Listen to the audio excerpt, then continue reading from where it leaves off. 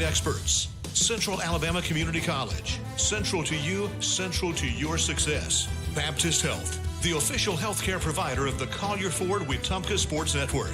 Your health is our mission. Online at baptistfirst.org and the City of Wetumpka. And we welcome you on this Tuesday night to Wetumpka High School for the Wetumpka Indians and the Tallassee Tigers. Gavin Baxley here alongside Mitch Petrie. It's the Indians and the Tigers getting set to tip off. First we'll have the girls game, and then immediately after that we will have our matchup for the boys as well. We will also have a chance to talk with Coach Winchester here in just a few moments, and then before the boys game we'll talk with head coach Stephen Thomas as well. We welcome you to the RE/MAX Cornerstone Realty pregame show. When we return, we'll sit down with head coach Harriet Winchester right here on the Collier Ford Wetumpka Sports Network. We believe in doing things right the first time. That's the promise behind Finish Line Garage Floor Systems. Powered by Precision Floor Care, our custom garage floor systems are designed to be tough, stylish, and built for the long haul. With a team rooted right here in the community, we deliver quality you can count on. Finish Line Garage Floor Systems. Let them rest on the best. Visit FinishLineGarageFloors.com today. Hi, I'm Beverly Wright with RE/MAX Cornerstone Realty. I know buying or selling a home is a big decision, and that's why I treat every client like family. Whether it's your first home, your forever home, or anything in between, I'll make the process as smooth as possible. I'm Beverly Wright at RE/MAX Cornerstone Realty, here to serve you.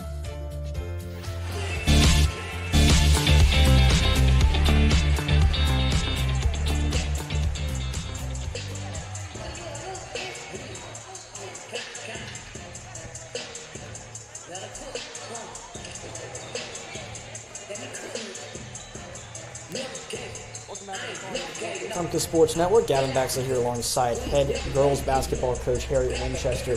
Coach, you're back home here tonight. What are your expectations in this one?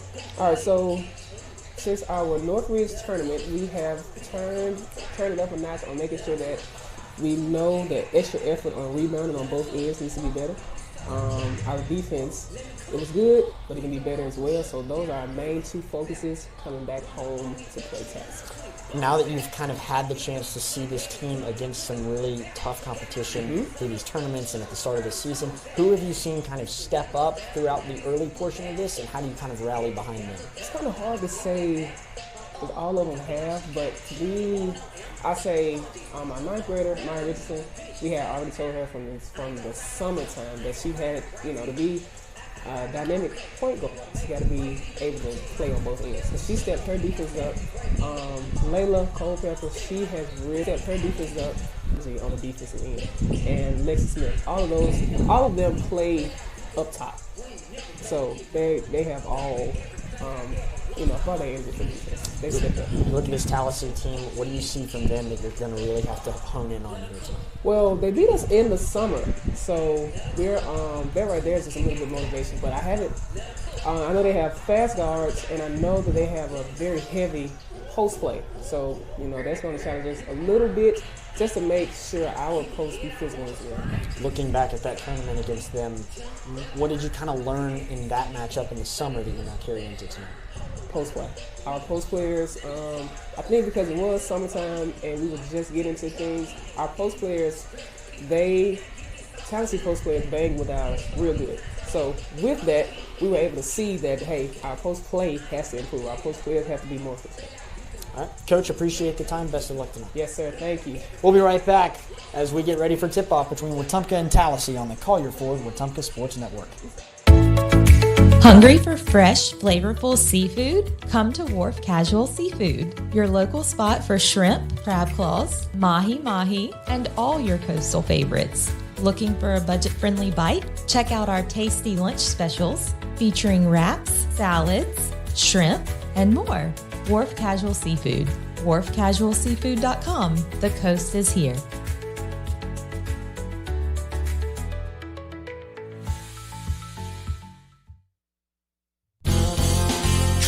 Come to Collier. It's the 2025 Model Year Sales Event at Collier Ford. Drive home America's favorites with zero down, 0% APR financing, and no payments for 90 days. That's right. Get into a new Explorer, F-150, Escape, and more without paying a penny up front. And enjoy 3 full months before your first payment. Don't miss out. Come on. Come to Collier.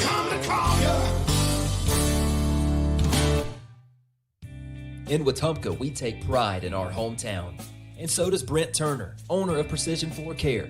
A Wetumpka graduate and now a local small business owner, Brent built Precision Floor Care on a commitment to serve his community. From tile and grout work to stone, pavers, and concrete, Precision Floor Care delivers precise, hard surface flooring solutions that protect the places that matter most. Precision Floor Care. Precise, hard surface flooring solutions. Learn more at callpfc.com. Hey, I'm Chad Barrett with RE/MAX Cornerstone.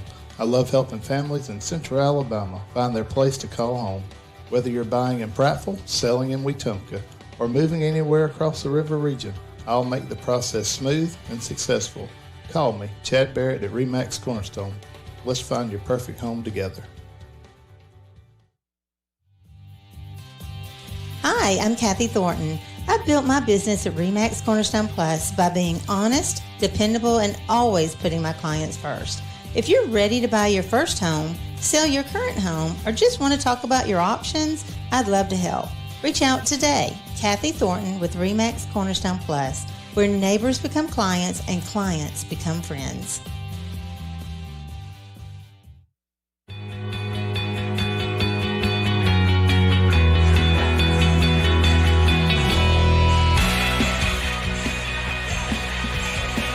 Well, as Wetumpka and Tallassee get ready to tip off for the girls matchup, it's always good news.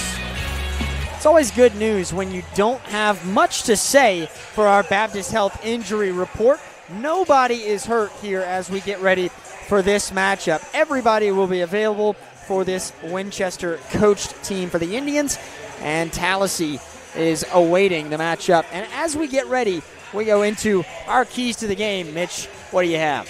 Well, I got a few keys to the game here for the Indians. First things first, this Indians team has played some really tight defense all season long, and some of the best way that they've been able to play that defense is by pressing defenders or pressing the opposing offense. Whether it's the half-court press or the full-court press, things have really worked out for the Indians. They've come out and played some tight defense, so that's my first key to the game.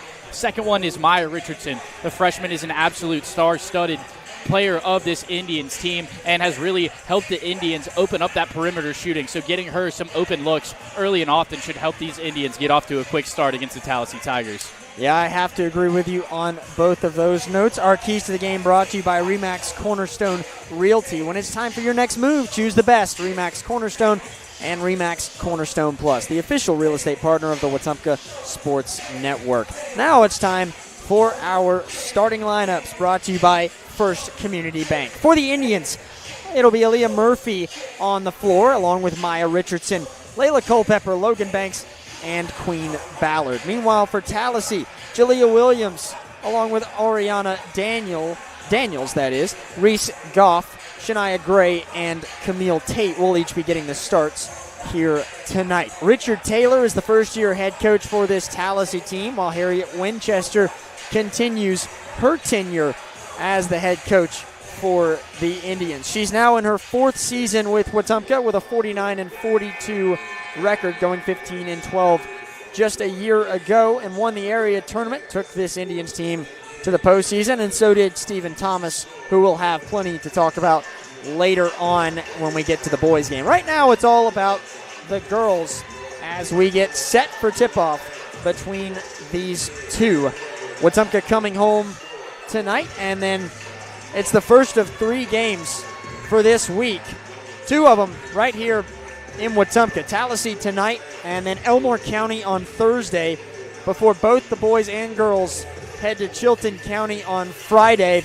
And they've had plenty of opportunity now to get used to that, Mitch, of playing multiple games within the same week. You just had a tournament for both of these teams. The girls in Northridge and the boys in Pelham. It certainly prepares you for this kind of situation. It absolutely does, and something both coaches have mentioned about those tournaments specifically is you get to play some different teams that you might not see throughout the regular season, but you might see come the postseason. So not only are you kind of maybe getting an advanced scout on some teams you might face down the road, but you're also getting familiarized with some different styles of basketball across the state that you don't see on a normal season basis.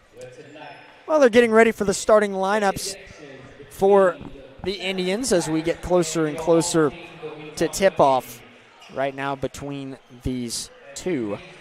And Tallassee, what's interesting about them is they are extremely different than this Indians team in terms of the experience that they have had so far. I'll tell you about that in a moment, but first we'll pause for the national anthem.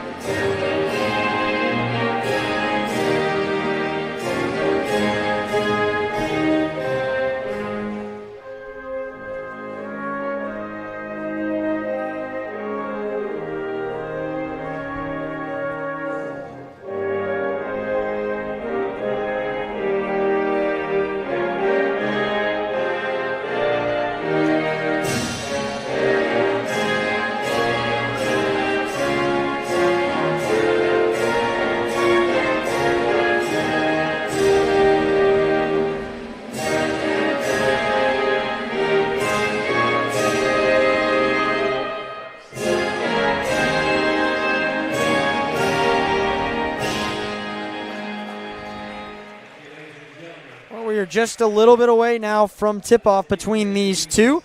And as I was mentioning just a moment ago, Tallassee coming into this game, they've only played one game so far this season, while Wetumpka sits at a 6-2 record. So extremely different paths heading into this ball game here tonight. And it'll be the same way when we get to the boys matchup as well. They haven't played at all going into tonight. So both of these teams for Tallassee very inexperienced early on, while Wetumpka certainly, Mitch, is going to benefit from this game because they've had so much opportunity to learn what this team is capable of.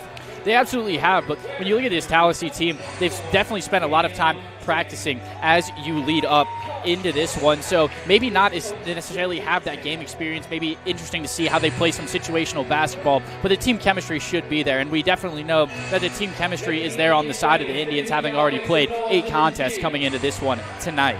Yeah, and we heard Coach Winchester talk about it and what they were able to learn from that matchup, but also they were able to learn a lot against Tallassee back in the summer. Played against the Tigers over the summer and was able to learn how much the importance of post play is going to be here tonight, something that they've really been wanting to work on going into this matchup. And they've had plenty of great rebounds. A name you'll hear on both the boys and girls team tonight, and every time that they take the court, is always going to be Ballard. It's Queen Ballard for the girls, who's always on the glass. She opened up the season against Pike Road with 21 rebounds, and then we'll see the same thing later on from Kayla Ballard for the men, who had 26 rebounds in the closing matchup of their Pelham tournament just a few days ago.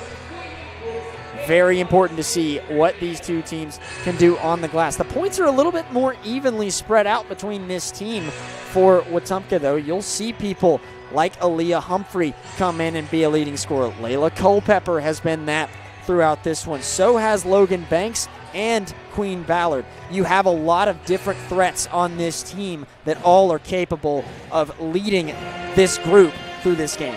Yeah, you absolutely do.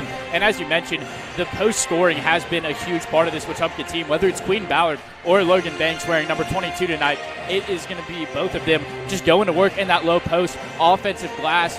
They really have done a great job on both sides of the floor, not just the offensive glass, but second chance points have been a huge part of this Indian scoring team so far.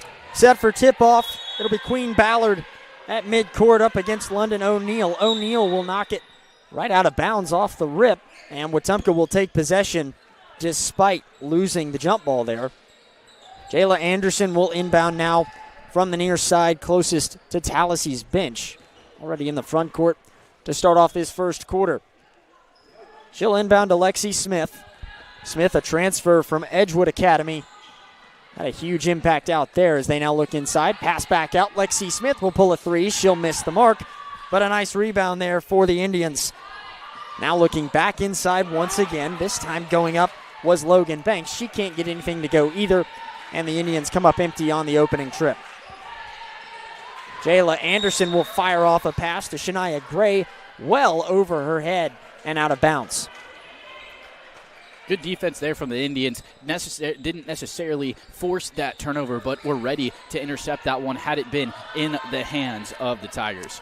Lexi Smith brought it up. She passes over now as the Indians try and set up a play. Look back inside. Now top of the key again. This time a three from Humphrey will not go either. Ball fought for, goes out of bounds. Last touched by Tallassee. There was a couple of them there who were fighting for it. It was O'Neal and Gray who both thought they were going to have it. Forgot they were wearing the same color jerseys. They'll get the inbound to Smith. She fires one inside right under the basket. Queen Ballard can't make it, but a great putback there for the Indians. And that was Logan Banks who gets the first score of the night.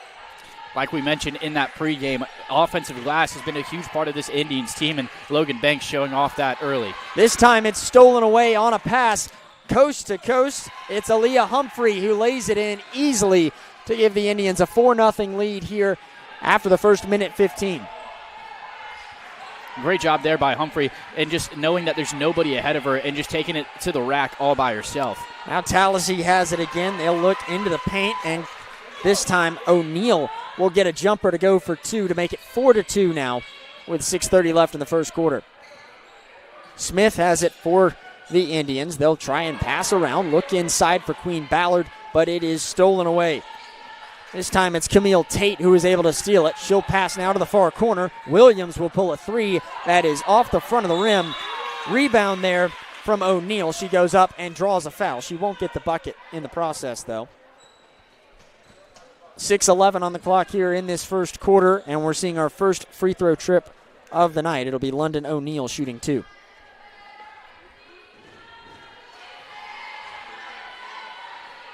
Trying to tie things back up here, but she won't be able to on this trip. Misses the front end of the two free throws.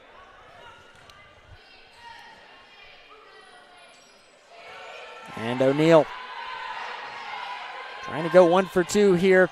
And again, off the front of the rim. Short-armed both of them now. As the Indians race back up court, it's Humphrey. She gives over. A three ball now is just off the mark. But a great save in the process there before it's stolen away again. Here comes Tallassee. Camille Tate coast to coast. She lays it in. And we're tied up once again after the first 2 minutes of play. Yeah, and a little bit of a tricky spot there. You had Lexi Smith get back in time to try to guard that one, but just a one-on-one matchup down low, not always going to be able to get that to go your way. Now Lexi Smith has it. She'll pull a three. Again, missing. Queen Ballard, though, right under the basket. She picks it up, takes a dribble, and then puts it right back in. 6-4, Indians lead. Tallassee with it again now. Tate looks inside. This is O'Neal in the paint who has some space. Goes up and ties it back up again, 6 each. O'Neal with 4 points, and that was a good find from the Tigers. Had O'Neal open in that low post and just took it right to the rack, one dribble, and laid it up. Indians with possession. A pass to the top of the key here, and Humphrey is drilled off that pass. A foul easily called, no question about it. Camille Tate raced in there to try and poke it away. Instead, it was just a lot of contact.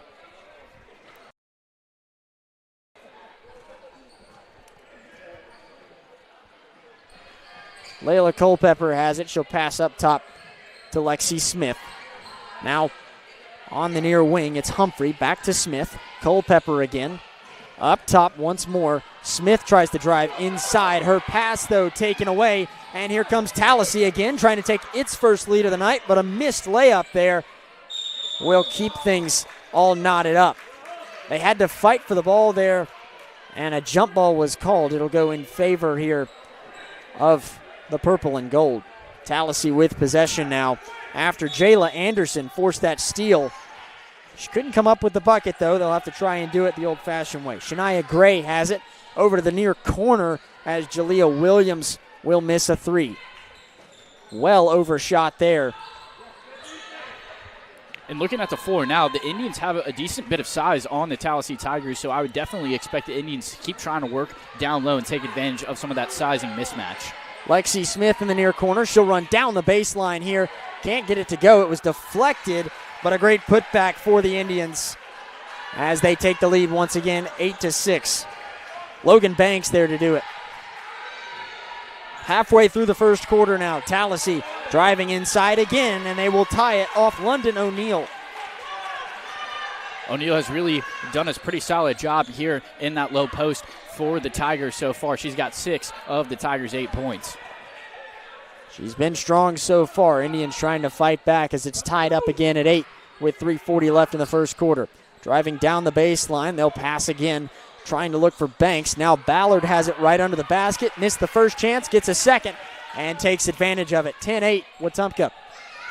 Again, Indians doing some really great work and getting some second chance points off the offensive glass. Huge part of their game. Tallassee quickly able to get into scoring position again. Reese Goff was right under the basket, but she couldn't get it to go. And with 3:15 to go, the Indians have possession and a 2-point lead. They'll pass to Culpepper. Smith with it again, back up top to Humphrey. She'll look inside. Banks, now Ballard, right under the basket again. And that's her sweet spot right there. Easily off the glass to give the Indians a 12-8 lead. Jump pass here for Tallassee, now in the near corner. This is Gray who pulls a three well off the mark. And here comes Humphrey trying to race down before it's stolen away by Camille Tate. Now Anderson has it again. Foul is called against Lexi Smith at the top of the key. Yeah, maybe a little bit of a questionable foul call there. I thought Lexi Smith got all of the ball there and popped it right up into the air, but unfortunately refs disagree with me. 2:41 to go in the first quarter. Tallassee has possession. McKeither with it. She'll pass over. Camille Tate from the near wing drills a three, and that's the first made three of the game. It makes it 12-11 now. Indians still holding a 1-point lead. Wetumpka made some substitutions here. That's why we see Maya Richardson in here up top. They'll pass around. Culpepper gives back to Aaliyah Humphrey. And now Richardson again. Back to Humphrey. Yelling at each other, trying to get a play in place here. Pass to Smith again. Back up top. Humphrey over to Richardson again. Now Smith on the far wing. She'll pass again up top. Humphrey drives inside. And finally, after a long possession, Wetumpka gets it to go. And it's 14-11 Indians. Aaliyah Humphrey has really excelled all season long in that little mid-range, kind of 12 to 15 feet area. Tallassee tried to come right back. Again, quick possessions for Tallassee, but they can't get anything to go off the glass. A rebound from O'Neill draws a foul, and she'll go to the line now as well. Yeah, and you have to wonder for O'Neill, after short-arming both of those free throw attempts here earlier in this first quarter, if that will maybe sit with her as she makes this trip to the free throw line. Second time that Tallassee has gone to the line. Indians have not had a trip yet. Shooting two. First one is money. London O'Neill nails it. And she's having a strong night already. At this point, she's got 7.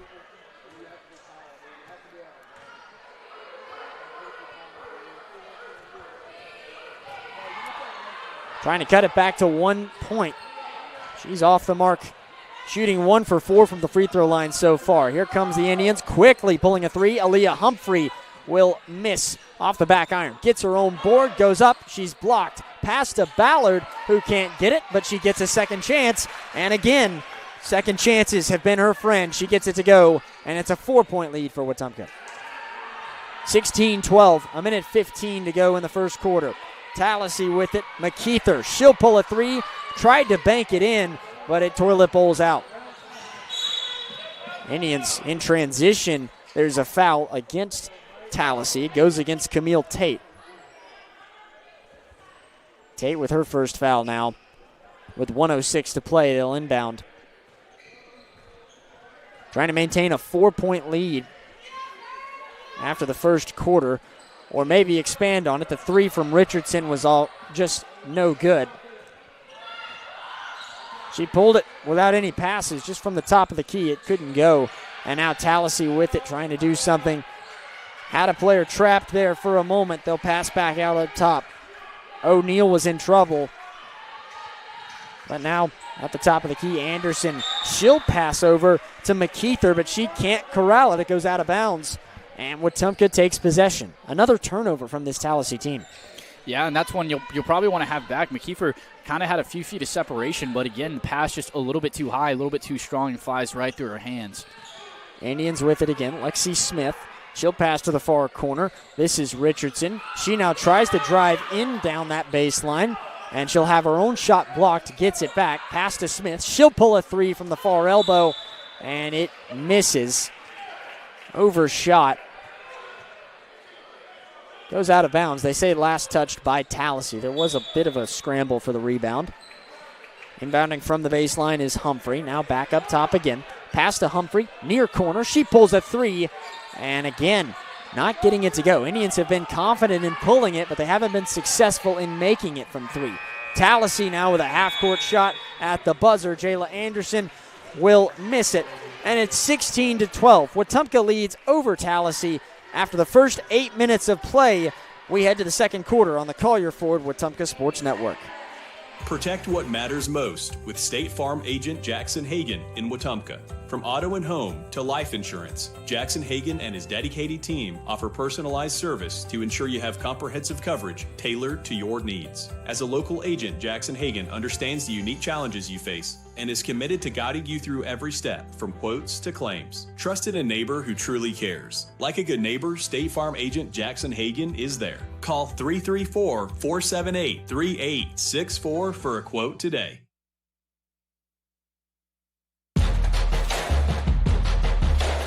Second quarter action is brought to you by Golf Video, live event and video production elevating your next project.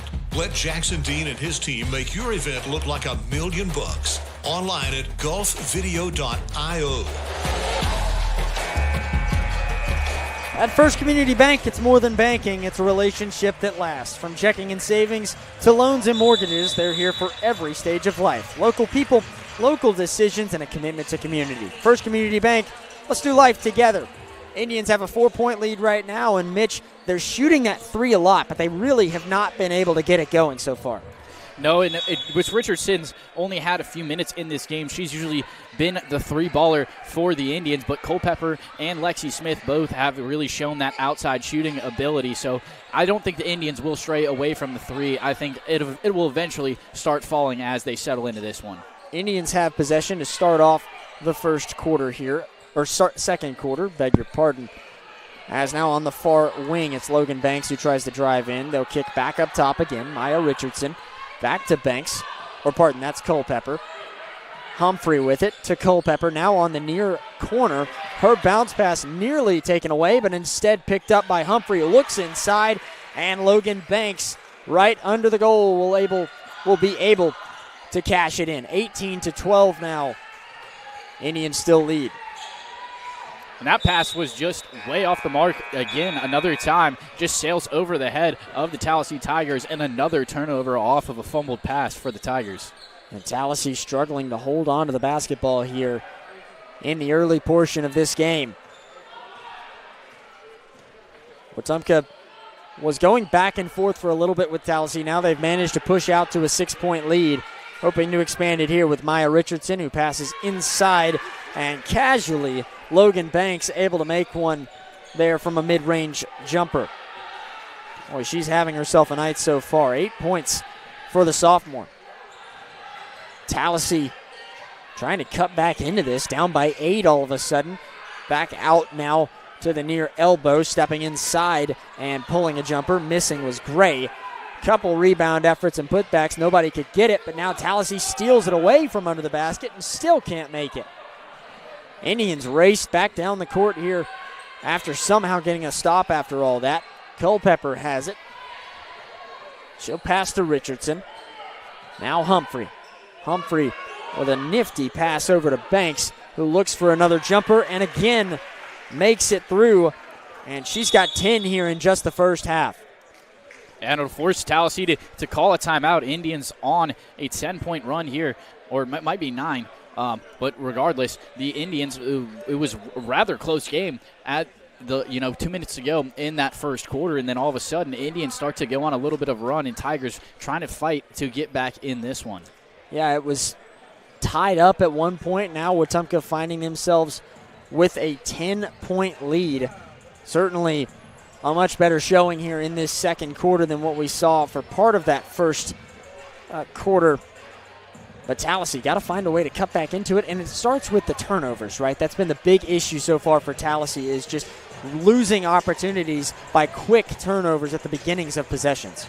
Yeah, and you really just can't afford to have that in any level of basketball. When you don't even get a shot off on a possession, I mean, you're 2-3 passes into the game, or into the possession, and you turn it over right away before you even get a look. I mean, that's just a surefire way to knock yourself out of contention, and Tigers have really had a lot of self-inflicted wounds already in this one.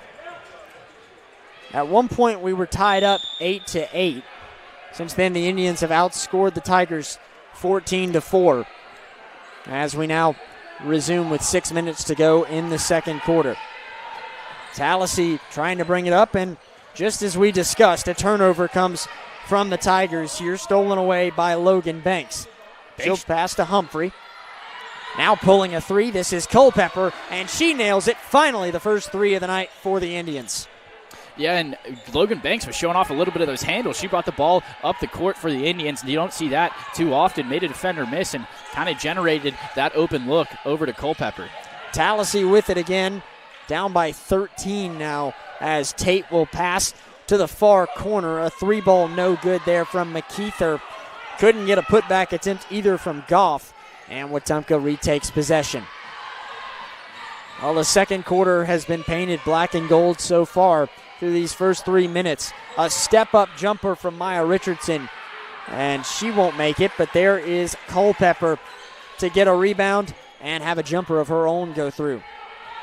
Great shot there from Culpepper. Rebound shot straight off the iron into her hands, and as soon as she catches it, just shoots it almost immediately, and a great find there.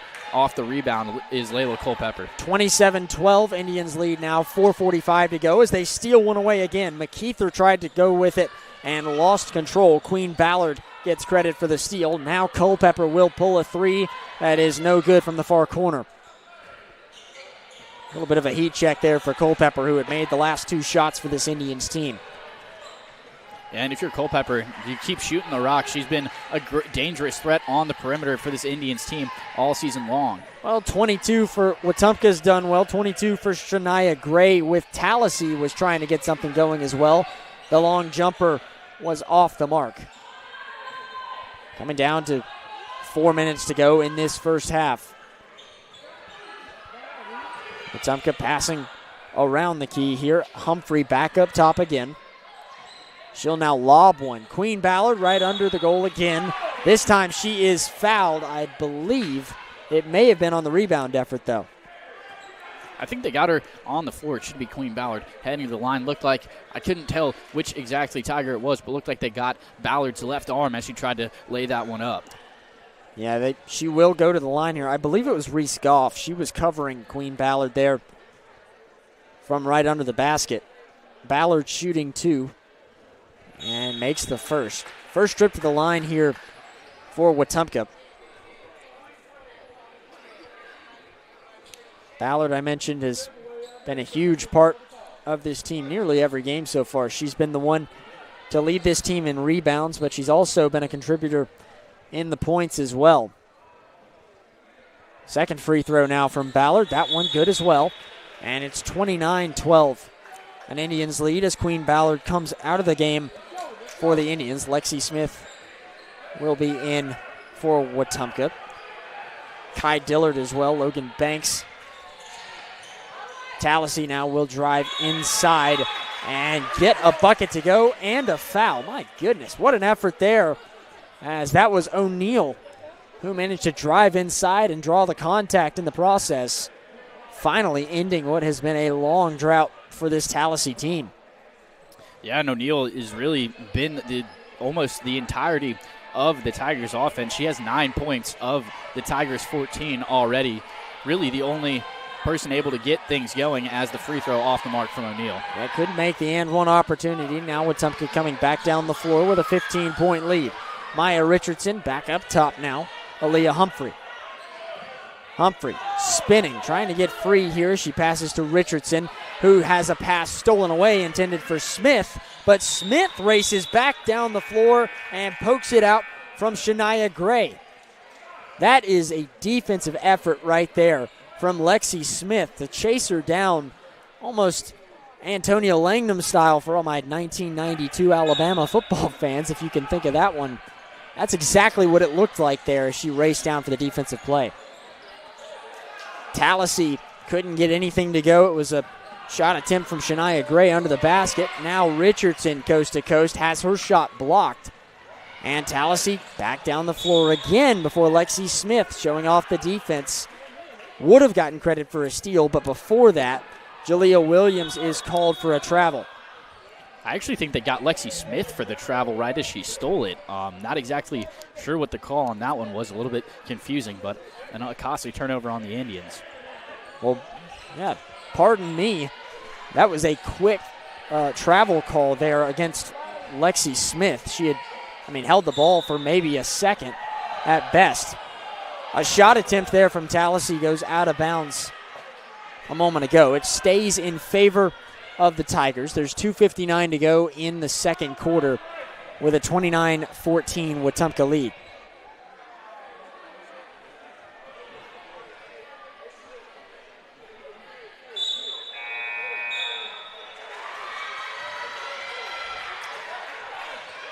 Tallassee making substitutions. Reese Goff coming in for the Tigers.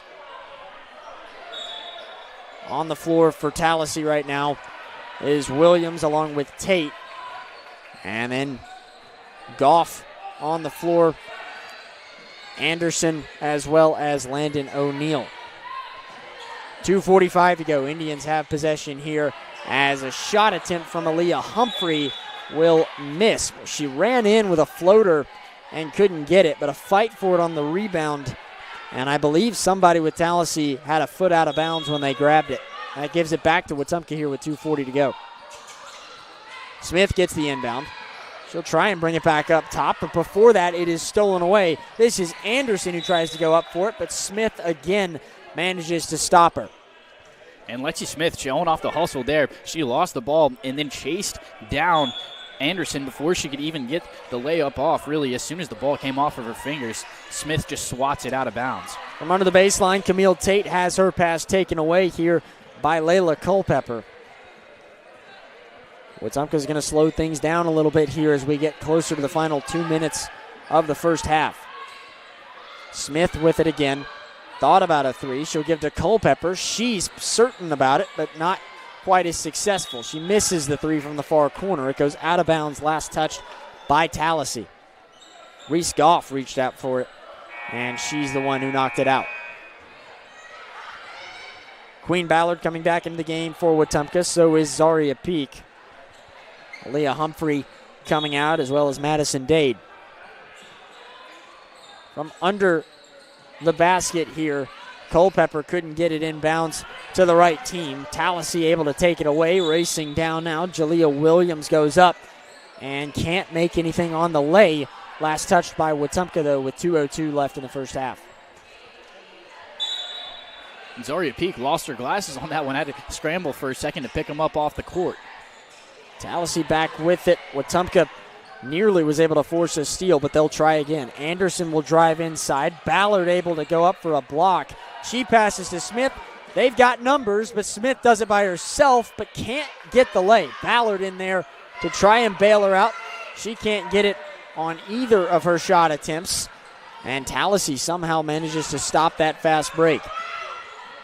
Anderson now will race back up. 90 seconds left in this first half. Lexi Smith steals away. This time she can redeem herself, and she will. lays that one in, and with 1:25 left in the half, timeout is called for Wetumpka. It's 31-14, Indians leading it as momentum has just built and built for this Indians team so far. Yeah, it's stifled there a little bit. Indians kind of struggled to get anything going in the last few minutes, but a really good job there by Lexi Smith to not only steal the pass, but realize nobody's in front of her and just do it all herself. Lexi Smith, the former Elmore County Player of the Year, like you mentioned, not at Wetumpka, though, a transfer from Edgewood Academy. And she was super successful there. She's trying to find her role within this Indians team now as well. That girls basketball team at Edgewood has won state championships that she's been a part of, and trying to bring that same success here to the black and gold. 31-14 the score. There's 1:25 left to play in this first half. Both teams back out on the floor now. London O'Neill for Tallassee will inbound as the Tigers got to do something here to try and cut into it before the end of the half. Bounce pass inside. This is Goff who has it. She's in trouble, but finds a teammate there on the near corner before her pass goes awry. Stolen away by Zaria Peak. Tumbles to the ground, but a foul is called. And Zaria Peak, who just kind of forced that turnover, has really just been a defensive force for this Indians team. A lot of blocks, a lot of steals coming by her defense, so good to see her get involved with her first minutes in this one. Peak inbounds to Richardson. She'll pass now. Lexi Smith pulling a three, bottom. Great shot from Smith, and it's a 20-point lead for the Indians. I was kind of surprised to see Smith pull that one. She was about 4 or 5 feet beyond the arc there. Great shot. Now looking inside for Tallassee, it's O'Neill who can't make it, but a putback attempt from Goff also off the mark, and Indians briefly come away with it before it's stolen away again. Goff has it as she nearly had it ripped away here. Whistles are blown, and I believe that Tallassee has turned it over here. Now they've corrected it. I was confused on how that would have made sense. They pointed it in the wrong direction here. Tallassee was fouled in the process of that. Goff drew the foul. Now they will inbound, and Williams had it, who now goes up, and she draws a foul instead. Called against Lexi Smith. This was on the floor. Tallassee will inbound again from the baseline. Tate now looking for someone and finds O'Neill. She's in trouble from Queen Ballard as she passes to Jalea Williams. She'll look for O'Neill now, who takes a tumble to the ground and is called for a travel with 27 seconds left. It's a 34-14 lead in the first half. Yeah, and Lexi Smith will check out of the game. They attributed both of those fouls on those last couple possessions to Lexi Smith. She's got 3 fouls already in this one. Indians with one more possession here in this first half. Make sure to stay tuned for our City of Wetumpka halftime show here in just a few moments. But first, Tallassee wants to go out with a nice play here. Williams was spinning through after forcing the steal, but was fouled before she could go up with it. And she'll be heading to the free throw line. And Maya Richardson for the foul there, kind of just hit on the hand of Williams as she went up for the layup. Shooting 2 here is Williams. She will not get the roll to go in her favor on the first effort. She's got one more chance at it here. Remember, it was a 4-point lead for Wetumpka going into the second quarter, and it's now opened up to 20. Williams can cut it back to 19 here with a free throw that will take a friendly roll and bounce for the Tigers. It's 34-15 with 10 seconds left in the half. Indians with one more chance at it. Richardson passes to Gibbs, and she'll give over now.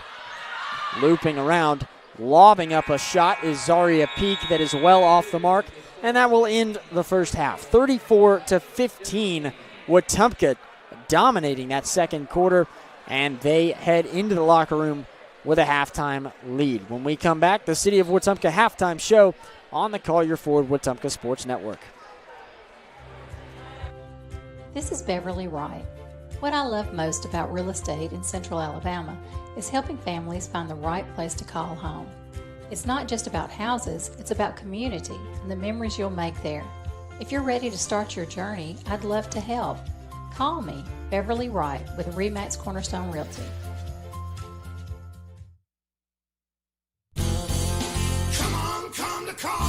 It's the 2025 Model Year Sales Event at Collier Ford. Drive home America's favorites with zero down, 0% APR financing, and no payments for 90 days. That's right. Get into a new Explorer, F-150, Escape, and more without paying a penny up front. And enjoy 3 full months before your first payment. Don't miss out. Come on. Come to Collier.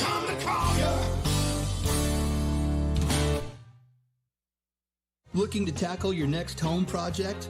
Look no further than Russell Do-It Center and Building Supply. With same-day pickup, ship to store, and ship to home, all available at RussellDoItCenter.com. Whether it's paints, tools, lumber, or lawn care, we've got what you need with the service you can trust. So be sure to shop today at RussellDoItCenter.com. RussellDoItCenter.com. Experience and knowledge from the pros. Russell Do-It Center and Building Supply. Are you tired of slow internet? With Central Access, you get the speeds you pay for, delivered directly to your door, so you won't get bogged down when your neighbors are online too.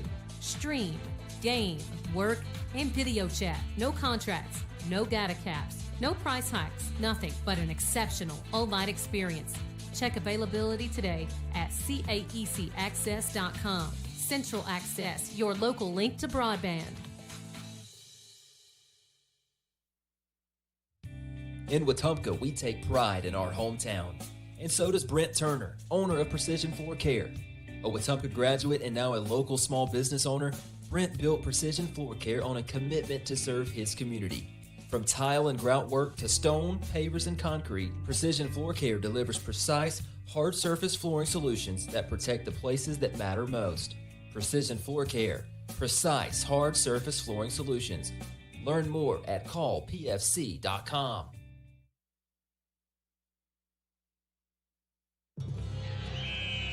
When a sports injury has you sidelined, Baptist Ortho Now offers comprehensive orthopedic care with no appointment from 8 a.m. to 8 p.m. Monday through Saturday, with board-certified specialists treating injuries and expert physical therapists administering everything from sports medicine to everyday recovery treatment. Baptist Ortho Now, getting you off the bench and back in the action. East Chase across from Target. When it comes to real estate in the River region, trust the team that puts you first. Chad Barrett, Beverly Wright, and Kathy Thornton.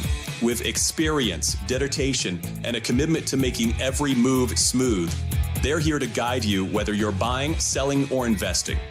Together at RE/MAX Cornerstone and RE/MAX Cornerstone Plus, they're the names families across our community count on. Call today and let Chad, Beverly, or Kathy help with your next move.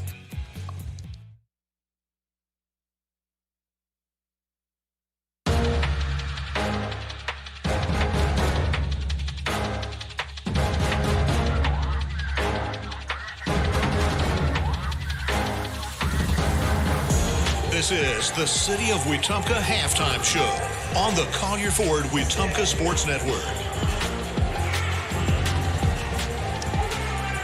Well, we welcome you now to the City of Wetumpka Halftime Show. Gavin Baxley alongside Mitch Petrie here between the Indians and the Tigers. The Indians lead it 34-15 at the halfway point.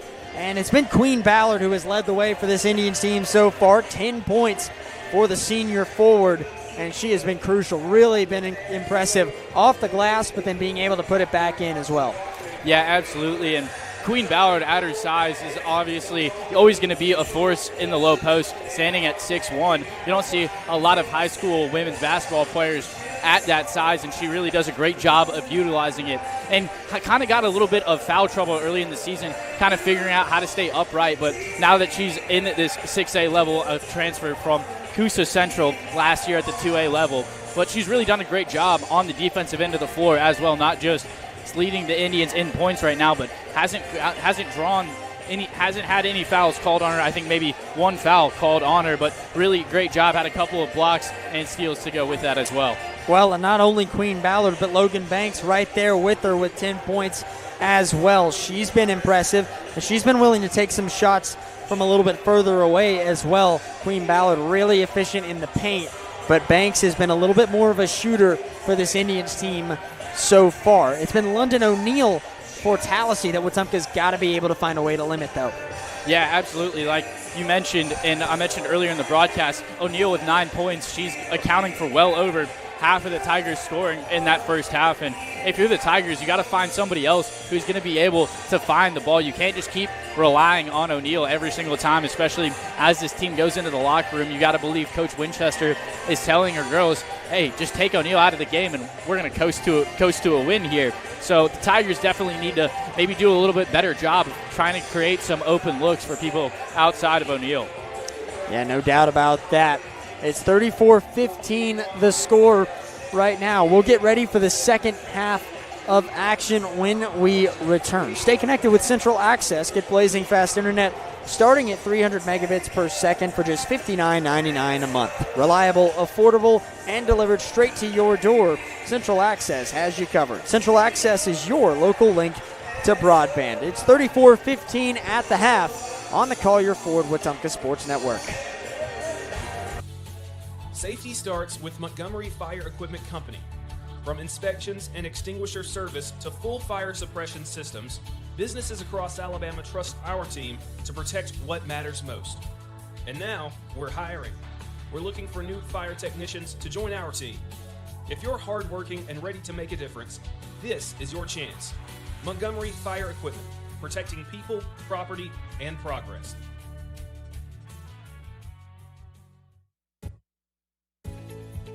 Your future starts at Central Alabama Community College.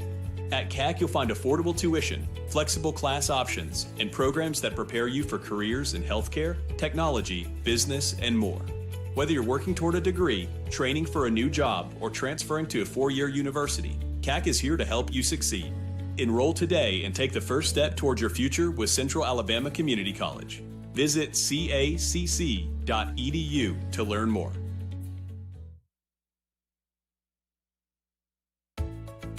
Hungry for fresh, flavorful seafood? Come to Wharf Casual Seafood, your local spot for shrimp, crab claws, mahi-mahi, and all your coastal favorites. Looking for a budget-friendly bite? Check out our tasty lunch specials featuring wraps, salads, shrimp, and more.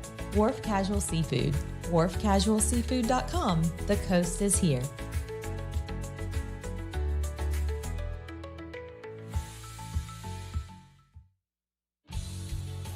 Safety starts with Montgomery Fire Equipment Company.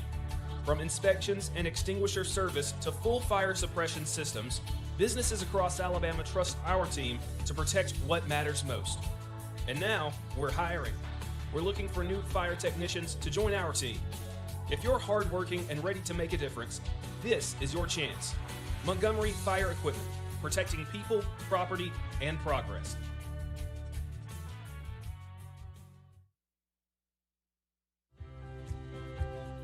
Hi, I'm Beverly Wright with RE/MAX Cornerstone Realty. I know buying or selling a home is a big decision, and that's why I treat every client like family. Whether it's your first home, your forever home, or anything in between, I'll make the process as smooth as possible. I'm Beverly Wright at RE/MAX Cornerstone Realty, here to serve you.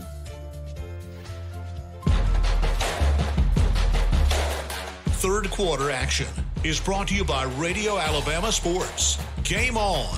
Online at radioalabamasports.net.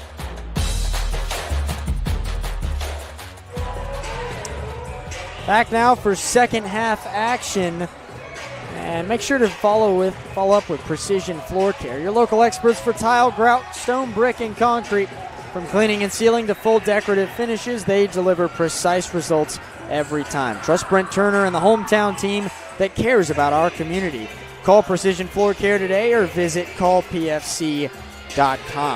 Ready for the second half of action. And you mentioned of the 14 points right now, or 15 points that this Tallassee team has, London O'Neill with 9 of them so far. One thing, though, that I've noticed, they've gotten trips to the free throw line so far. They just haven't been able to take advantage of them yet. Feels like that's one of the things Tallassee really needs to focus in on if they want to get a win here or be able to come back and get back in this game. Yeah, absolutely. I mean, that's just fundamental basketball is taking advantage of your trips to the free throw line. And that in addition to the turnovers, which Tallassee really struggled with in the first half, but maybe you clean up those turnovers, make some of your free throws, and you can get right back in this thing. Tallassee will have possession to start the third quarter. Camille Tate will inbound to Jalea Williams. Williams bounce passing back to Tate. She'll look for someone and find O'Neal on the elbow. She looks inside now to Gray, who goes up for it and well overshoots that. Queen Ballard has it after Humphrey was able to pick it up. And now Maya Richardson with it, getting it across court. Driving inside now from the far elbow. That is Humphrey, who misses it, but Wetumpka getting the board and looking back inside. Queen Ballard again, back up top to Culpepper. Now Humphrey, far elbow for three. No good, but another board for the Indians. Maya Richardson, who is able to drill it right at the baseline jumper. And a great shot there from Maya Richardson. Like I mentioned in the pregame show, Richardson, a great shooter, and that one from about 17 feet. Great job there. Tallassee races back down and immediately answers. London O'Neal with a short jumper for two as well. And who else would it be? O'Neal has been the heap of this Tigers offensive production and continues to do so early in the second half. Culpepper has it, passing back up top. A three-point attempt from Richardson is no good. 6:45 to go in the third quarter. It's 36-17. Indians lead it as Tallassee has possession here. It's Williams. She looks inside to O'Neal, now passing over to Goff. Goff back to O'Neal again. She'll go up with it one more time, and again, being the leader of this Tigers team, she gets another two to go. 36-19 now with 6:20 to go in the third. Indians with it again. Looking over now, it's Aaliyah Humphrey. She tries to drive in, fakes a jumper, and instead passes to Ballard, who knocks it away from everybody, and Humphrey couldn't chase it down before she stepped out of bounds.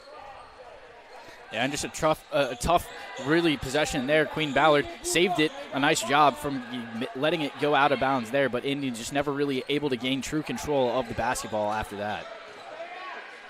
Tallassee with it again. They'll look inside. Gray had it, went up for it, but was denied. Great defense there from Logan Banks. Here come the Indians one more time. Up top is Richardson. She'll back up, slow everything down for a moment, but just a moment. Now in the far corner, this is Culpepper. She looks back up top again as Richardson had it. She drove inside, and a pass there goes out of bounds, and a turnover from the Indians.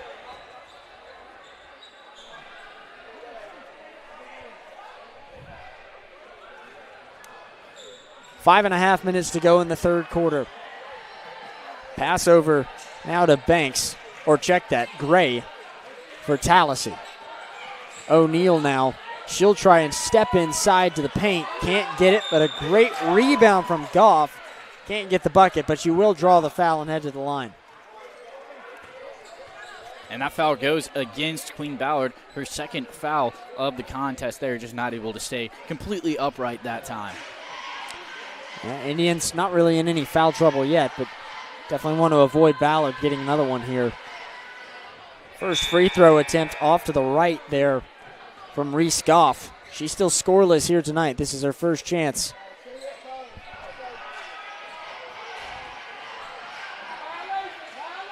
Second free throw for Goff. She'll take a breath. Now pull it. And again, off the mark. Tallassee scrambling for a board, though. Williams picks it up, and she can't make a jumper. Now a rebound from O'Neal. She can't get it. Going back up again is Goff, and she gets another chance to go to the free throw line to shoot two after the miss. And they'll get Banks for the foul on that one. Goff went 0 for 2 just a moment ago from the free throw line. She also, again, is scoreless. This time she short arms the front end of the two shots off the front of the rim. At a certain point, it's got to shake your confidence a little bit when you miss 3 straight free throws here with these opportunities. She'll try and take advantage of it this time, and again, missed it to the right side.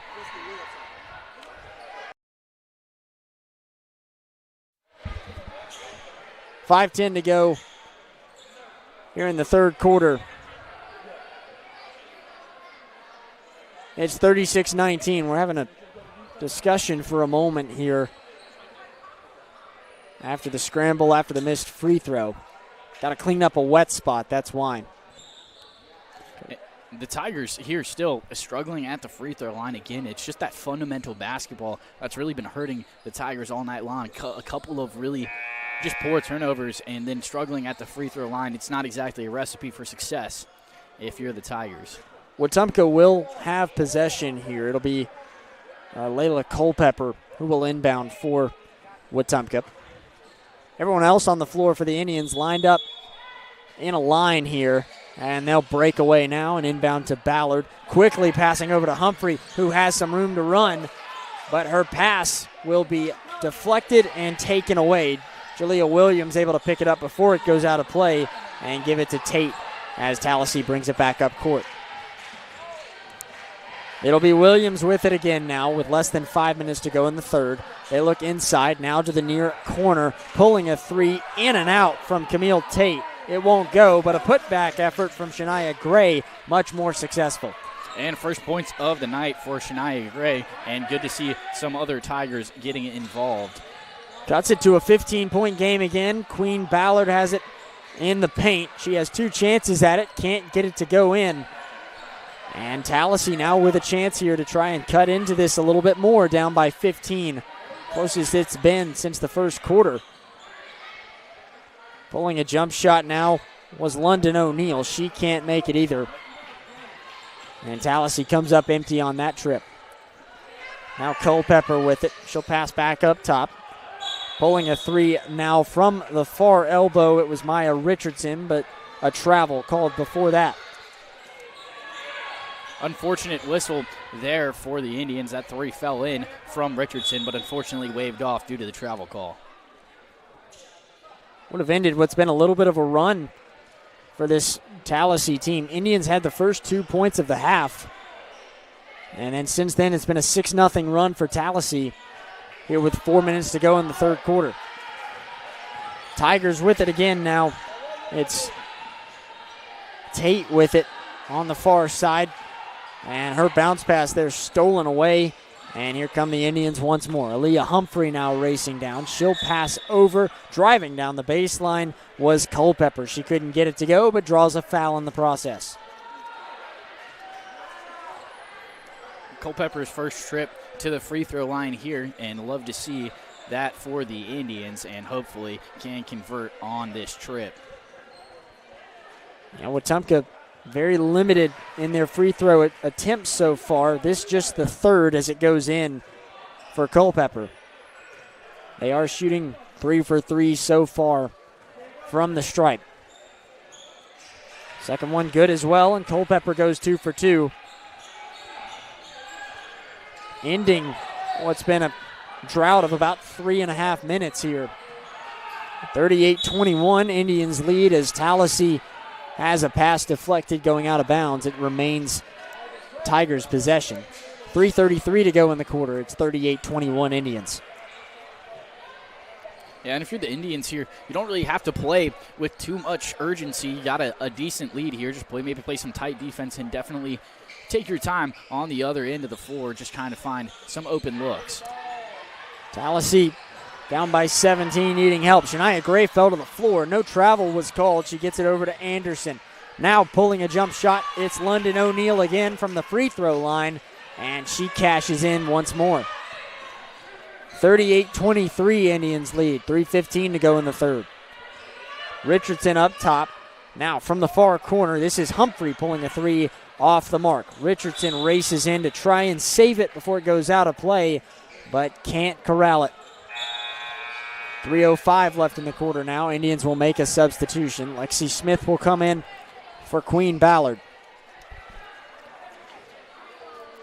Lexi Smith on the floor along with Maya Richardson, Aaliyah Humphrey, Logan Banks in as well. So is Layla Culpepper. Tallassee with it. Thought about a three. Instead, she'll pass to Camille Tate, who also thought about it. She attempts one but misses. And here come the Indians again. Lexi Smith wide open in transition for three. No good. Fighting for this rebound again. Almost went out of play, but Tallassee was able to save it and pass right back to the Indians. Then a missed three there from Maya Richardson. Good look, though, from Richardson. Had nobody in front of her, in and out. Unfortunate roll off the home glass for Richardson. Tallassee with possession again. Landon O'Neill, she's in the paint. Tried to cut back and get one in and couldn't. And now a rebound from Logan Banks gives the Indians possession again.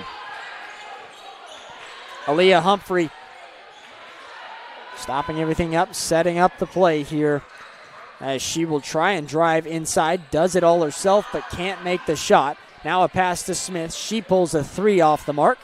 And Tallassee able to come away with the board. Camille Tate has it and gives to Jayla Anderson, who will bring it up court.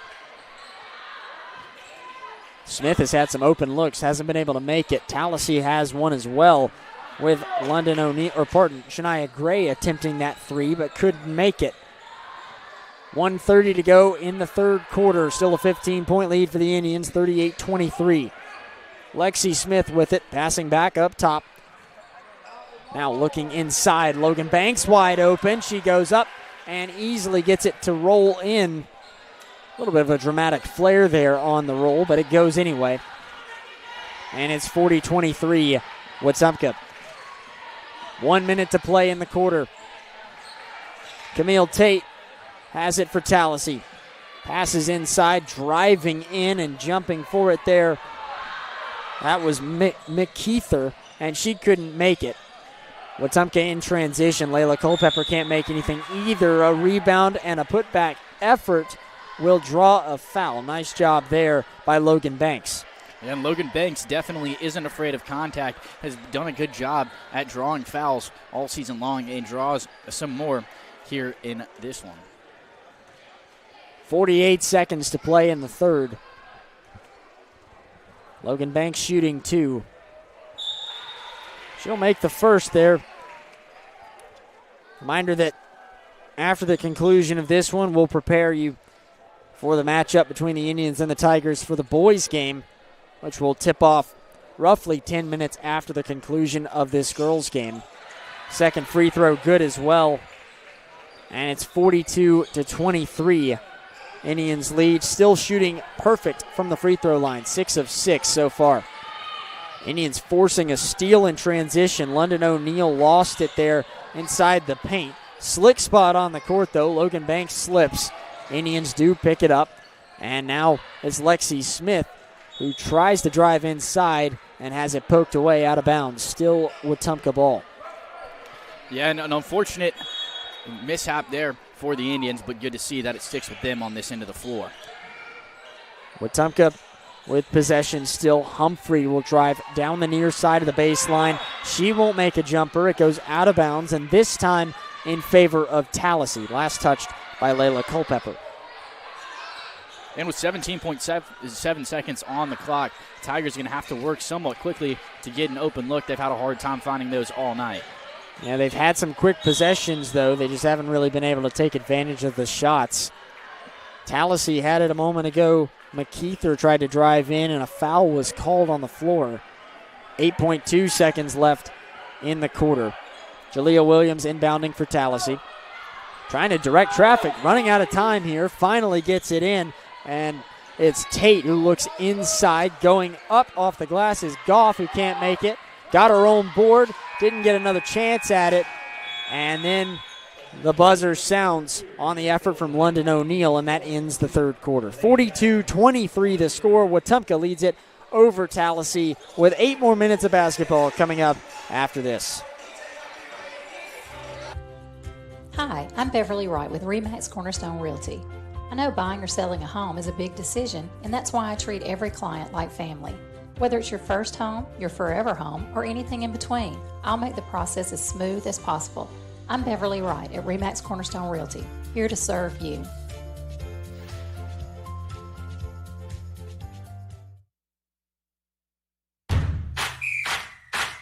.105.1 WRFS is WRFS FM, Rockford, Alexander City, Lake Martin, Wetumpka, Prattville, Montgomery, home of the Wetumpka Indians on the Collier Ford Wetumpka Sports Network.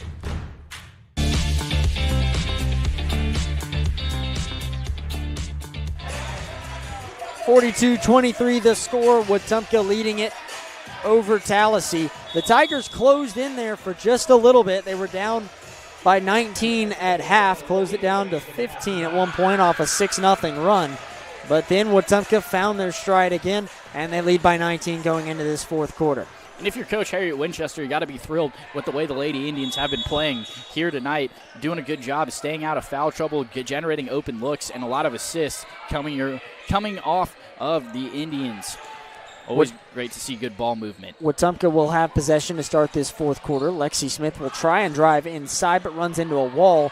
Fortunately, able to pick it up was Logan Banks. She couldn't make anything, but Queen Ballard will go up for it and get it to go. 44-23 Indians lead now with 7:30 to go in this one. First bucket of the second half for Queen Ballard. Lexi Smith now picking up a loose ball. McKeither lost it for Tallassee. She races down the court, and they call her for a carry, and it'll be a turnover. I feel like that's a call you don't ever see too often. You've seen a lot of travels here in this one, but first carry of the night. Well, it was Lexi Smith who was called for the travel earlier as well that we were questioning a little bit, and now she gets called for a carry. Tallassee with it, looking in the paint, and Reese Goff again going up, and credit to her. She's drawn fouls 3 times to go to the free throw line as she'll take a trip now. Unfortunately for her, she's 0 for 4 from the stripe so far. Still looking for those first points. Yeah, we'll see if she can move on from that. Definitely going to stick with you a little bit. Goff silences my critique and makes that free throw. Cuts it back to 20 now, and she earns her first point of the night. Started off 0 for 4 from the line. A chance to go perfect here on this trip. Goff can't get the second. Indians get the board there thanks to Layla Culpepper. Wetumpka still with a 20-point lead. Lexi Smith with it. She'll overhand throw it to Queen Ballard. Boy, it looked like a soccer throw in there. She got it to Ballard under the basket, who drew a foul. Foul goes against London O'Neill. It was a shooting foul. Queen Ballard will head to the line to shoot 2. She had one other trip in the first half and went 2 for 2 on that one. Ballard now nailing the first free throw. And Indians have remained perfect at the free throw line tonight. And they've been impressive in that regard. And it's helped maintain what is now a 21-point lead for Wetumpka with just over 7 minutes to play. Ballard hits the front of the iron there thanks to the jinx of Mitch Petrie. And it's 45-24 with 7 minutes to play. Even at the high school level, nobody's free from the announcer jinx. No doubt. Indians with possession now. Maya Richardson tries to drive inside and can't make it. Lexi Smith under the basket to get the rebound, and she retreats back up top with 6:45 to go. She'll pass to Richardson, who lobs one to Queen Ballard under the basket, but overthrows it, and Tallassee retakes possession thanks to Reese Goff, who picked it up. Tallassee multiple times have come down court and immediately lost possession. This time they do get a shot attempt, and it's London O'Neill as she will miss from the paint, but quickly stealing it away there from Aaliyah Humphrey's pass. Can't get anything out of it, and here come the Indians again. Humphrey coast to coast, a floater on the way through, and she cashes in. And that's a great shot there from Aaliyah Humphrey. She's shown that ability to finish at the rack all season long, done a great job of drawing contact as well. Foul was called just after the inbound from that bucket. I believe it went against Lexi Smith. On the floor in the backcourt there, so no free throws or anything coming There's 6:06 to play in the fourth quarter and a 23-point lead for the Indians.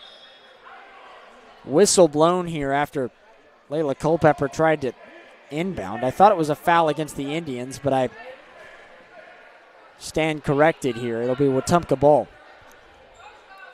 A couple of miscommunications from the referees. They've flip-flopped the call a couple of times so far, leaving us up here with a little bit of a clue as to what's going on. I think that just a moment ago, though, they blew the whistle here after an inbound. I think they didn't give Tallassee the opportunity to get everybody set before that. Now they'll inbound, and it didn't matter if they were set anyway. Queen Ballard right under the basket again with another bucket for 2. And a good job again from Queen Ballard. She's dominated that low post all game long, really hasn't been denied many times. 49-24, Lexi Smith gets called for a reach-in up top. Jayla Anderson had it on the logo, and Smith got a little too aggressive. Well, that's 4 on Lexi Smith. She's definitely in foul trouble now. It'd be interesting to see if Coach Winchester will pull her off the floor. Well, she's had a tough time with it. She'll come out now, and Logan Banks will re-enter for this Indians team. A reminder again of the boys game, but also a reminder that this Thursday, Wetumpka takes on Elmore County right here at Wetumpka High School. If you can't make it, you can tune in right here on these same channels wherever you're watching or listening. Tallassee has possession here, and it's London O'Neill who tries to go up for it under the basket and can't make anything. 5:37 to play. She drew a foul in the process. She'll head to the line. O'Neill has led the way for this Tallassee team, but it hasn't been enough so far as they trail by 25. See if the Tigers can start making some of their free throws, something they've struggled with all game long. But first one drops right through the hatch for London O'Neill. Yeah, O'Neill made that one. Reese Goff, who struggled, she went 1 for 2 on her last trip. Second free throw coming for O'Neill. She went 1 for 2 in the first half. This time she goes perfect from the line. 2 for 2. It's 49-26, and Indians lead with 5:30 to play. Wetumpka nearly lost possession quickly. Aaliyah Humphrey almost lost it. Now she gets it back. She'll drive inside. A little bit of a hook shot that won't go. And a whistle blown. She grabbed it on her own board. She picked it up while her foot was on the line. And it'll be a turnover with 5:22 left.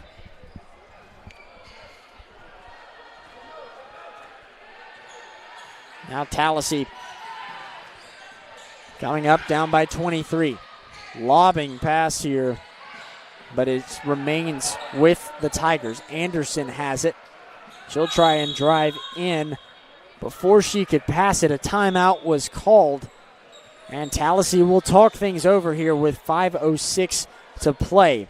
A reminder of what all is coming up in Wetumpka Athletics. Of course, we'll have the boys basketball game here in just a little bit. We also have wrestling, who has gotten started.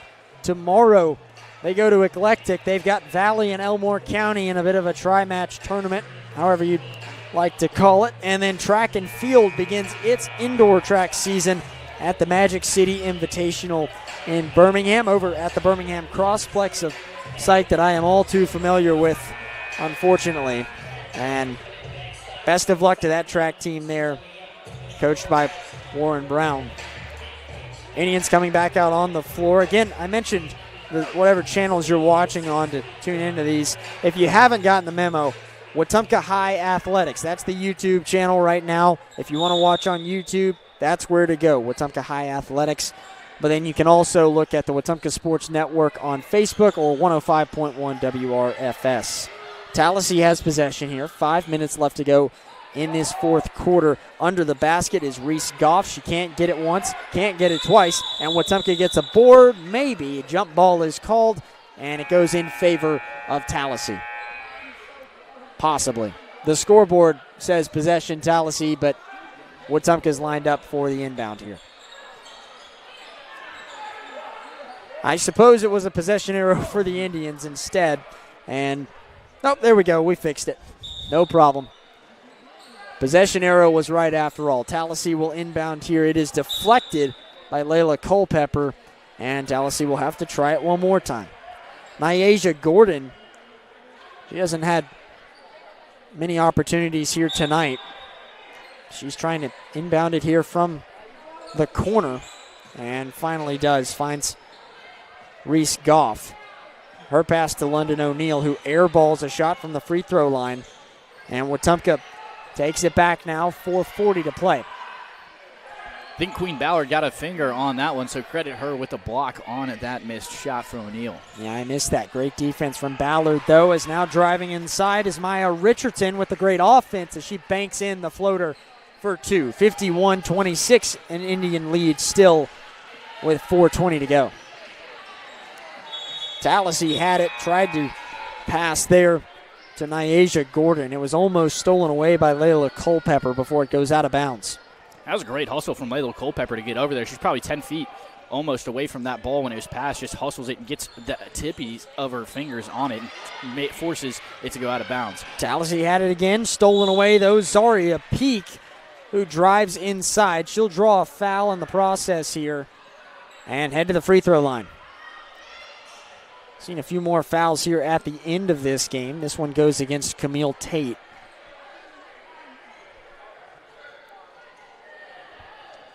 Tate shooting two for the Indians.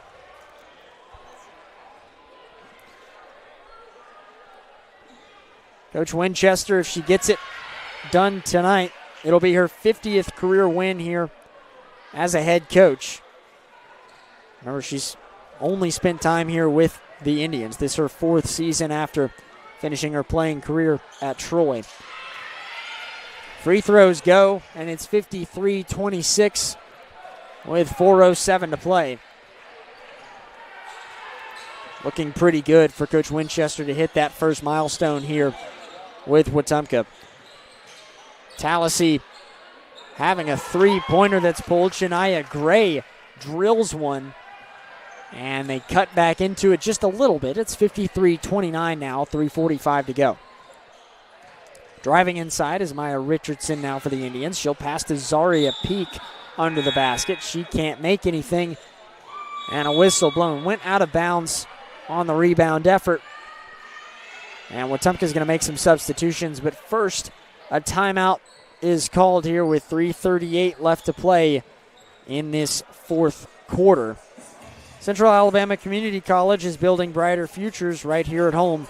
With affordable tuition, flexible programs, and campuses across the region, CAC helps students start strong and go far. Central Alabama Community College, central to you, central to your success. Wetumpka looking to close this one out. They got a couple more big matchups, though, over this week. Elmore County and Chilton County set to face off with this Indians team here soon. Wetumpka, they play Tallassee here tonight, but it's interesting that in just 10 days, these two teams will face off again out at their place. So they'll become all too familiar with each other here over the course of this game and this month. Indians will inbound here. Charlissa Gibbs, she'll get it in to Maya Richardson, who goes up for it. She can't make anything.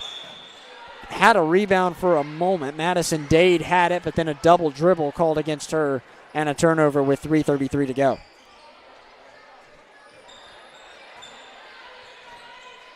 Time ticking away here on the clock, and Tigers not exactly in a hurry bringing this one down the floor. And Tallassee probably feeling it at this point. Anderson has it for Tallassee. She will draw a foul on the floor. This one goes against Zaria Peak with 3:17 left now. Tigers will inbound.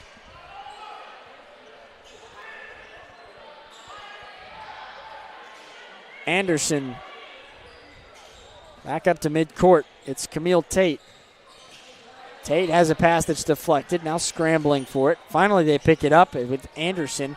She passes to O'Neill, who goes up for it and can't make it. Zaria Peak with a board, now racing down the floor, stepping back. Now a pass over. It'll be Gibbs who pulls a three. She can't make it, and Tallassee comes away. O'Neill comes up with picking that one up off the ground. Camille Tate there had it for just a moment before it went out of bounds. Last touched by the Indians. That was Gibbs who poked it away just a moment ago. 2:47 left now as Wetumpka makes another substitution. Maya Richardson will come out. Lillian Welburn, the sophomore guard, will enter.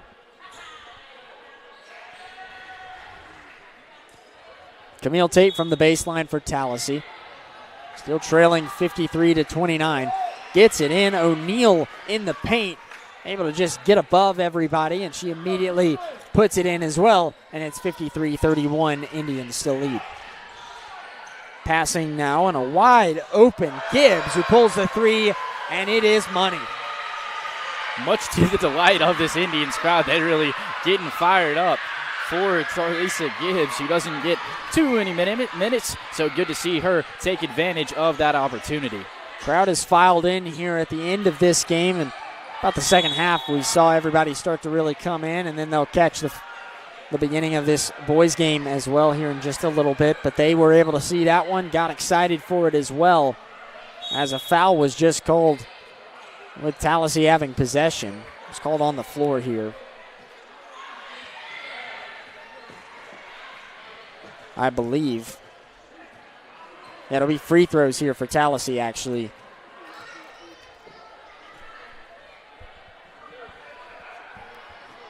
Once again, Reese Goff at the free throw line. First free throw from Goff, lasers in. No arc on it, just straight through. It looked like a line drive you'd see on a baseball or softball field. I mean, just no air time on that one. Goff, second free throw, takes a friendly bounce for the Tigers and goes through. Started off 0 for 4 from the free throw line, did Goff, and now she ends up going, 4 for 6 in this second half. Indians with it again. It's Welburn. They'll pass up towards the free throw line. Gibbs pulls another shot, nails that one as well, and the crowd roars. Love to see these Indians cheering on their friends and fellow students. Tallassee with it again. Goodness gracious. That was Elaine who pulled a three from the far corner. It was rejected, and that doesn't even do it justice. Jayla Merkerson sent that ball into the stands there. No, ma'am. Blocked with authority for Merkerson. Great job there. Daniels inbounds for Tallassee. 1:45 to play. Ball almost stolen away, but Tallassee maintains possession with Anderson, who loops around and tries to drive inside and draws a foul on her way up. She'll go to the line now. 1:39 to play. 58-33 the score. Indians are likely going to come away with this one tonight. We should have a chance to talk with Coach Winchester at the end of this game, and then we'll talk with Coach Thomas as well as we get ready for the boys game. First free throw there, no good for Tallassee.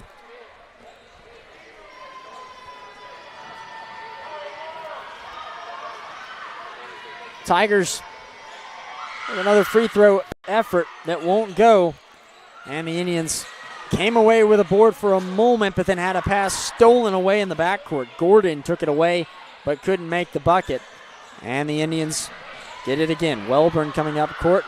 She'll pass over to Ballard,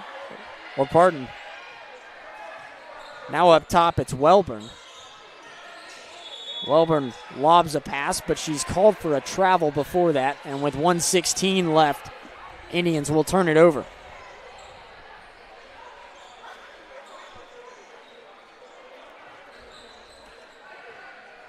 Tallassee, I had it wrong. This was their first game of the season. The boys are 0-1, and Tallassee's going to move to 0-1 here in just about a minute. But first, a three-pointer for the Tigers off the mark there. It was taken by Elaine.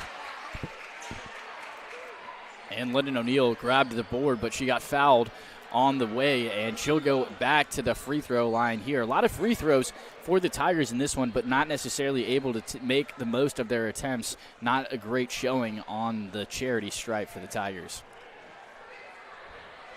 O'Neal now shooting 2. Rainbows the first free throw in. There's a minute 2 left to play now, as it's a 24-point lead for Wetumpka. Second free throw, in and out, toilet bowling around, and Tallassee gets the board. In trouble here is Tate, who goes up for it anyway, despite being trapped, and can't make it. Wetumpka now back up court. They'll pass to the far corner, driving down the baseline and pulling a floater. There is Kai Dillard, and she gets on the box score tonight. That's a tough shot from Kai Dillard, coming at right along the baseline, perpendicular to the basket, and just a great job to lay that one in. Good job there. Jayla Anderson had it for Tallassee for a moment. She draws a foul on the floor here. It goes against Lillian Welburn.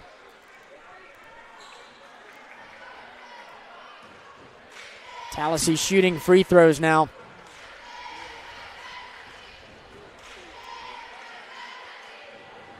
First free throw. Takes a friendly roll and goes. Jayla Anderson trying to pad the stats just a little bit here with 33.6 to play. 60-35, the score, Wetumpka leading. Second free throw won't go. Indians couldn't pick up the rebound, though. Merkerson tried to grab it, and it went off her hands and out of bounds. Tallassee ball after the miss. They'll get at least one more possession now thanks to that. Inbounding here, Anderson has it. Back up top, Williams. She tries to drive inside. Floater goes. Great bucket there from Jalea Williams. Likely to close out her night. 60-37 with just 15 seconds on the clock. Wetumpka can run it out if they want. See if Tallassee puts any pressure on it, or if Wetumpka tries to score anyway. Welburn will go up with one. She won't make it. Rebound effort. Still can't get anything.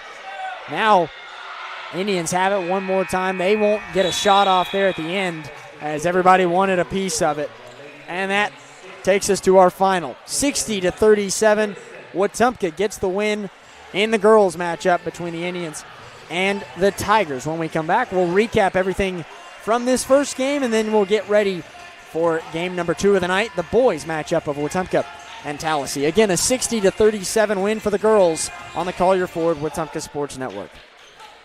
At First Community Bank of Central Alabama, banking's about real relationships, trust, kindness, and a shared commitment to making life better. As your neighbor and partner across Elmore and Autauga counties, we're here for you, whether you're planning your future, buying your first home, or building your wealth. With our local knowledge and heartfelt support, you can count on us. First Community Bank of Central Alabama. Let's do life together. Member FDIC, Equal Housing Lender. Your future starts at Central Alabama Community College. At CAC, you'll find affordable tuition, flexible class options, and programs that prepare you for careers in healthcare, technology, business, and more. Whether you're working toward a degree, training for a new job, or transferring to a 4-year university, CAC is here to help you succeed. Enroll today and take the first step towards your future with Central Alabama Community College. Visit cacc.edu to learn more. Gavin Baxley, Mitch Petrie here after a big win for this Indians team. For the girls, they get the 60-37 win over Tallassee. I'm now joined by head coach Harriet Winchester after the win. Coach, big win here tonight at home. What are your takeaways here just after the buzzer? Well, at the beginning of the game, we had discussed the game goals, which was 25 or more rebounds, 10 or more steals, less than 20 turnovers, and I think with that, they dialed in and actually met those game goals, so that was the best thing about it. Yeah, now looking at that, we saw Queen Ballard. You talked about the post play. She had a lot of rebounds, felt like she was a really big piece of that. Were you pleased with what the post play looked like here tonight? I didn't hear you. No worries. The post play there just a moment ago. You saw Queen Ballard there in the paint. She had a strong night. Were you satisfied with the post play that you were hoping to be successful in tonight? Yes, I was. Again, that was a part of the game goals, getting it inside just so our opponents can get familiar with. They're not going to get any calls. And I think that she was real physical tonight. She did miss some layups that she was supposed to make, but overall she played good, her and Logan. Coach, a strong win for this team. Congrats on the win. Hoping to see another one later this week. Absolutely. Appreciate you guys. That's our talk with head coach Harriet Winchester. When we come back, we'll talk with head coach Stephen Thomas as we get ready for the boys matchup between the Indians and the Tigers on the Collier Ford Wetumpka Sports Network. Are you tired of slow internet? With Central Access, you get the speeds you pay for delivered directly to your door, so you won't get bogged down when your neighbors are online too. Stream, game, work, and video chat. No contracts, no data caps, no price hikes, nothing but an exceptional online experience. Check availability today at caecaccess.com. Central Access, your local link to broadband.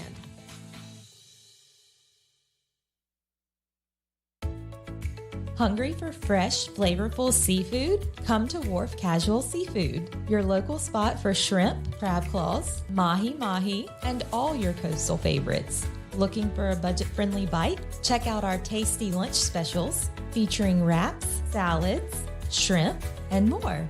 Wharf Casual Seafood, wharfcasualseafood.com. The coast is here.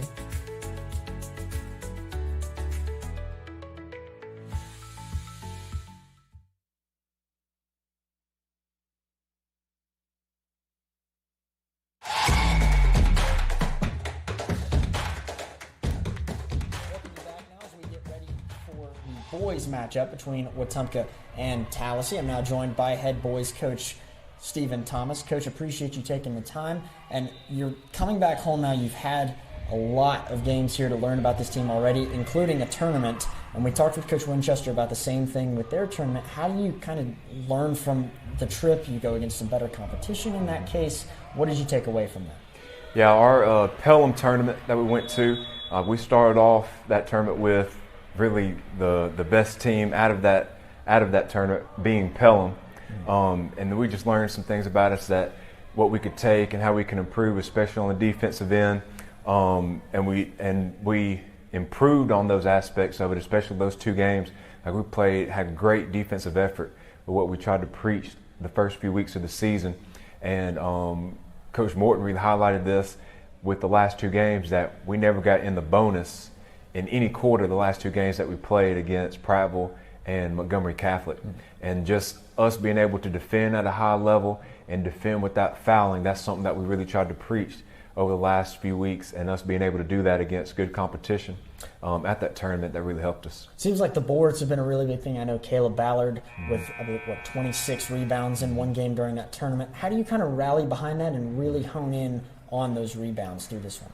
Yeah, we knew going into the season we'd have a big advantage, a strong advantage with our big, especially Caleb, like you mentioned, Tom Sudduth, John Wingard, just those guys, their ability to really just control the boards is big for us. And us being able to lean on that, we know if we throw up a shot, especially on the defensive end, us getting those defensive rebounds, that just adds an aspect to our game that not many teams are able to really handle, just being able for us to control the glass. Now you get a team that's somewhat familiar in a local area, of course. What do you see in this Tallassee team that you really have to focus in on? Oh yeah, they have a new coach. The coach is going to be, they're going to be very well coached. They're going to be gritty. They're going to play hard. And for us, really just going out and playing, a complete game, another 4 quarters, really trying to improve on. We came back from Thanksgiving break. So us not having those lulls throughout the game. We really want to come out, play 4 quarters, and use that momentum to finish off this week. Busy week this week as well. Three matchups over the next 5 days. How do you kind of keep the guys to be able to play efficiently and not get too exhausted through this week? A lot of just film work, meetings, going out and get a lot of shots up in between games just so we stay fresh, and really just saving legs as we go throughout the week, especially leading into Christmas break over the next couple weeks. Just our guys just really finishing off this first half of the season strong so we can go into area play. Coach, appreciate you taking the time. Best of luck tonight. All right, thank you. We'll be right back as we get ready for tip-off for the boys matchup between Wetumpka and Tallassee on the Collier Ford Wetumpka Sports Network. Come to Collier.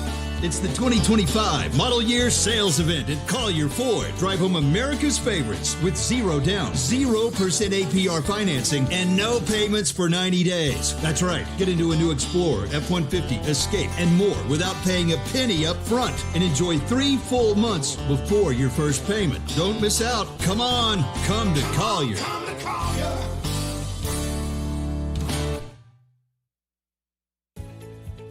Your future starts at Central Alabama Community College.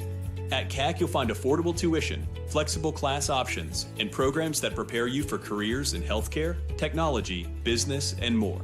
Whether you're working toward a degree, training for a new job, or transferring to a 4-year university, CAC is here to help you succeed.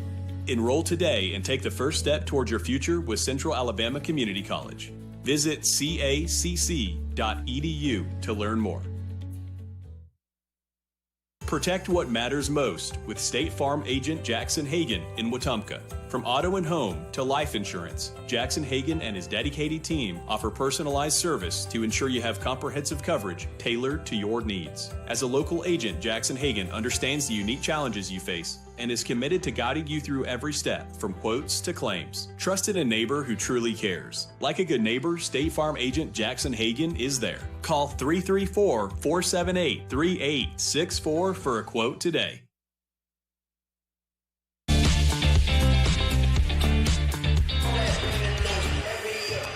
Welcome you back now as we get ready for Wetumpka and Tallassee here.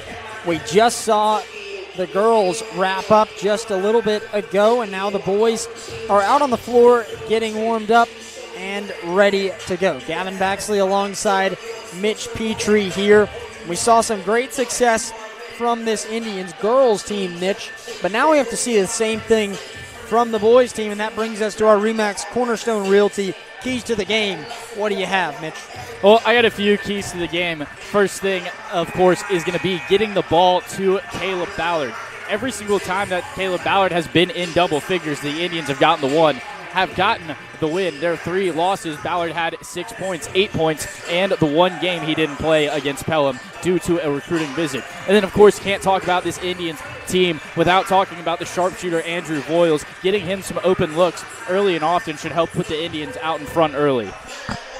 Wetumpka right now coming into this one, they are wearing their all-white uniforms here today, part of what is supposed to be a whiteout for the Indians tonight. They've got their white uniforms on, black numbering on it with the script lettering Wetumpka on the front. Tallassee, on the other hand, they're in their purple and gold uniforms, white numbers, white Tallassee lettering on the front of their jerseys, as well as we get ready for starting lineups between these two, between the Indians and the Tigers. It's D'Angelo Parker who's the head coach for Tallassee here in this one. It's his first season as the head coach for the Tigers, and he'll be going into this matchup with his first or second game ever as the head coach for Tallassee. Going through the starters right now and getting ready to get underway. Again, a reminder that the next broadcast for Wetumpka Indians basketball will be the Indians and Elmore County on the 4th. That's this Thursday. Indians will be hoping to get a win over Elmore County in that one. Then they'll have Chilton County on Friday as well. Marbury will be at home on the 8th of next week, so will Prattville on the 11th. A lot of action for this Indians team over the course of this next week, but we're focused on this Tallassee matchup right now, and I think part of that goes for the Indians. It's got to start again, Mitch. We saw Queen Ballard have success in the last game, but Caleb Ballard a key piece in this men's game as well. Yeah, absolutely. And Ballard coming off of a career high 32 points in the Indians win in that revenge game against Prattville. A great job here for the Indians as they start to announce the starting lineup. First guy to come out for the Indians is the undoubted leader of this team, Andrew Voiles. He's been a huge part of this Indians offense all season long, averaging just under 15 points per game. Yeah, and I remember watching him during his time on JV when we would get ready for these games a few years ago, and he always has played with so much grit, plays tough basketball, and that's what we're going to see here from Andrew Voiles here tonight. One of the key pieces for this Indians team. Your starting lineup for the Indians, it will be Andrew Voiles in the lineup, as well as Chris Robinson, the senior guard. Then John Hudson Wingert, he'll be getting the start tonight, the senior center. Jeremiah Smiley, the senior guard, in as well. And rounding out the lineup, as we mentioned, just the sophomore right now, Caleb Ballard. Spend some time at forward, spend some time as the center as well. He can go anywhere from that 3 to 5 position on the floor for the Indians.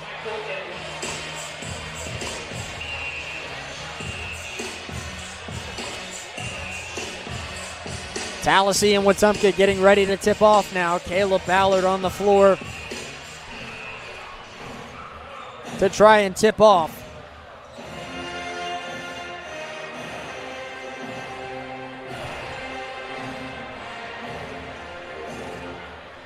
Ballard getting ready for it, outsizing everybody on the floor, similar to how we did on the football field this year. He's going to slap it forward instead, and this works in the Indians' favor. Andrew Voiles is going to pick it up, and the Indians will take possession to start this ball game.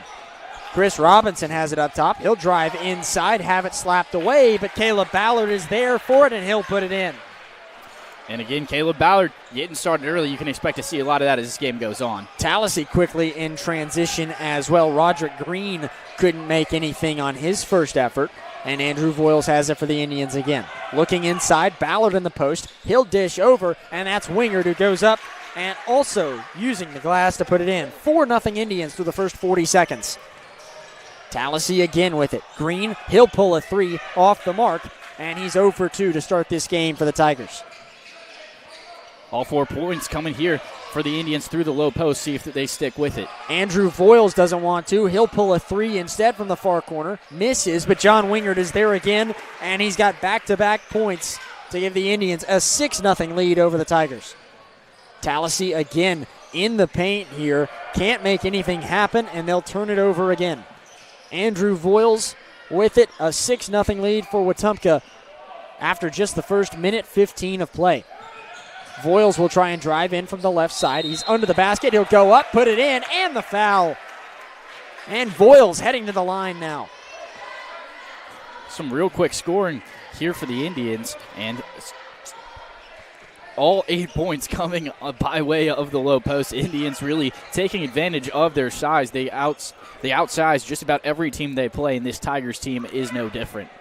Yeah, this one a drastic size difference, I feel like, as Andrew Voiles will attempt the and one free throw, and goes in favor of him. 9-0. Indians lead it now after the Voiles and one bucket. 6:30 to play in the first quarter. Tallassee still looking for its first points tonight. They won't find it on this possession as a pass to Hooks in the paint goes out of bounds. Monkia Hooks and Antonio Brooks both on the floor right now for Tallassee. They are cousins for this Tigers roster.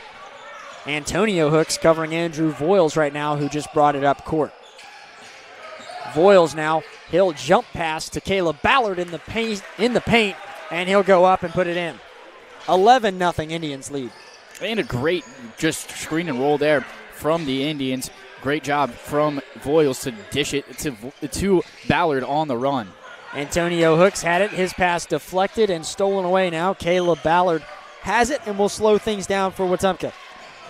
Chris Robinson now trying to drive in, putting the shoulder towards him. He won't make the shot. It'll go out of bounds. And I believe it was last touched by Tallassee. Roderick Green had a hand on it, and Wetumpka takes possession. Chris Robinson on the far side of the baseline here will inbound. 11-0 start to this ball game for the Indians. Looking for somebody. His first attempt to pass it in is blocked. Great effort from this Tallassee defense so far. They'll switch out who's going to inbound. This time Andrew Voiles is going to get an effort at it. He easily gets it to Caleb Ballard. Back up top again. This is Robinson. He'll try and drive inside, but stumbles and is called for a travel. Thought he could have gotten tripped up there, but I suppose not. Maybe still a little bit of wetness on the court in that spot. They had a little bit of that. They had to come out with a towel earlier during that girls' game, so maybe not sure if they got it all off the court. Stopped play for a moment. Don't think the refs were ready for them to resume yet. There's 5:41 left in this first quarter. It's 11-0 Wetumpka. Antonio Hooks facing a lot of pressure, but finally gets it up court to his cousin Monkia. Now Antonio with it. He'll pass out. It's Jashawn Skipper who has it before he kicks back up top again to Hooks. Back to Skipper. He pulls the three that misses, and Jeremiah Smiley able to scoop it up and bring Wetumpka back down the court. Voiles has it now. Voiles trying to cross over. Now he'll step back, pull a long two that's no good. Wingard with a board, though, in trouble as his pass deflected. Diving effort to save it, but it goes out of bounds. Last touch by Antonio Hooks of Tallassee, and Wetumpka has possession. Thought Wingard might have drawn the foul there as he was trying to pass that ball out. He was getting a couple of slaps on the arm there, but no call from the officials. Chris Robinson will inbound and finds Voiles in the near corner. Before he stumbles out of bounds, he gets the pass. Then it's deflected and goes out of play. Again, last touch by Tallassee. 5 minutes to go in this first quarter, still 11-0. Voiles gets it to Robinson. Robinson, step back, three, bottom. Great shot from Chris Robinson. Everything coming up right here for the Indians offense here early and doing a good job on the other end of the floor as well as Voiles steals that pass. Yeah, Voiles stole it in transition. Now he passes to Robinson down the court, who tries to drive down the baseline. He'll loop back, and whistles were blown before that. Yeah, and a foul called on the floor. This one goes against Monkia Hooks. It's his first foul of the night. Robinson from the baseline. Well, check that. Voiles will go in his place instead with 4:38 on the clock in the first quarter. 14-0. He'll pass down into the post. Got a man there. Tom Suddeth, who misses the first chance, goes back up and manages to get it to go. Timeout called by Tallassee, and you can't really blame him. It's 16-0 with 4:31 to go in the first quarter. And like you mentioned, you can't ask for a much better start than that for this Indians team. No, really doing it on both ends of the floor. I mean, they've probably forced, I believe, 3 turnovers on the Tigers already and has a couple of steals to go with it. So not only are things going right for this Indians offense, but also we're doing really well on the other end of the floor.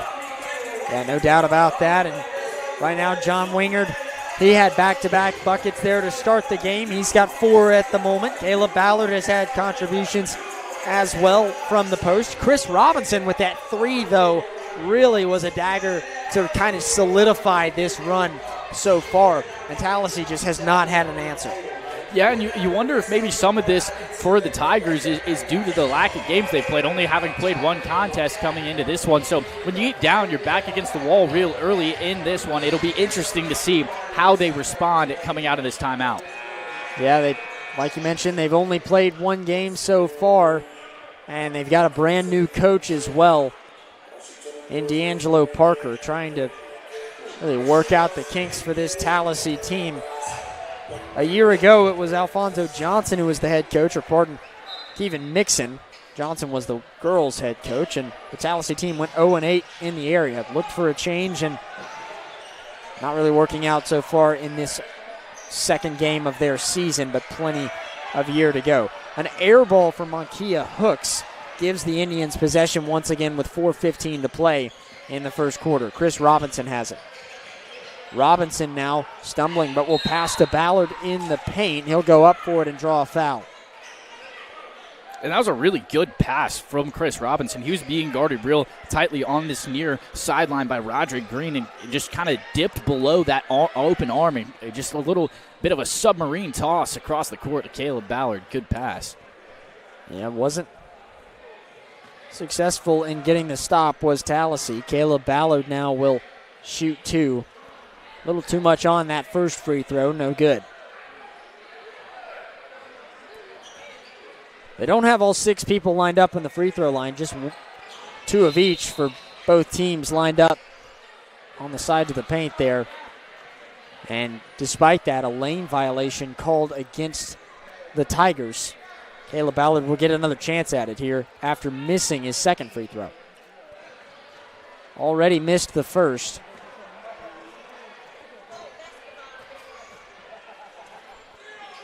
Second or third free throw attempt, no good either. And Ballard comes up empty after 3 chances at it there. Tigers with it again, quickly trying to find their first points. Skipper goes up and under, can't make it. Green now with a putback, and finally Tallassee is on the board just over 4 minutes into the first quarter. 16-2 now as Miller Lombardi brings it up and gives to Voiles. Voiles will slow everything down just briefly. Now he picks up his dribble, gives to Chris Robinson up top. Robinson losing control of it. Now he'll cross over, pass to Voiles. 3 from the corner, that one's good. Big shot from Andrew Voiles. And you just can't leave Andrew Voiles that wide open on the wing. So we're waiting for the call from the officials. Yeah, they whistled for something as if there was some sort of foul. The points are on the board here. It's 19-2, at least for the moment. I'm not quite sure what that was called as, but nonetheless, it remains 19-2 Tallassee ball. Antonio Hooks races coast to coast. He will drop one in and get a pair of points for the Tigers. It's 19-4 now.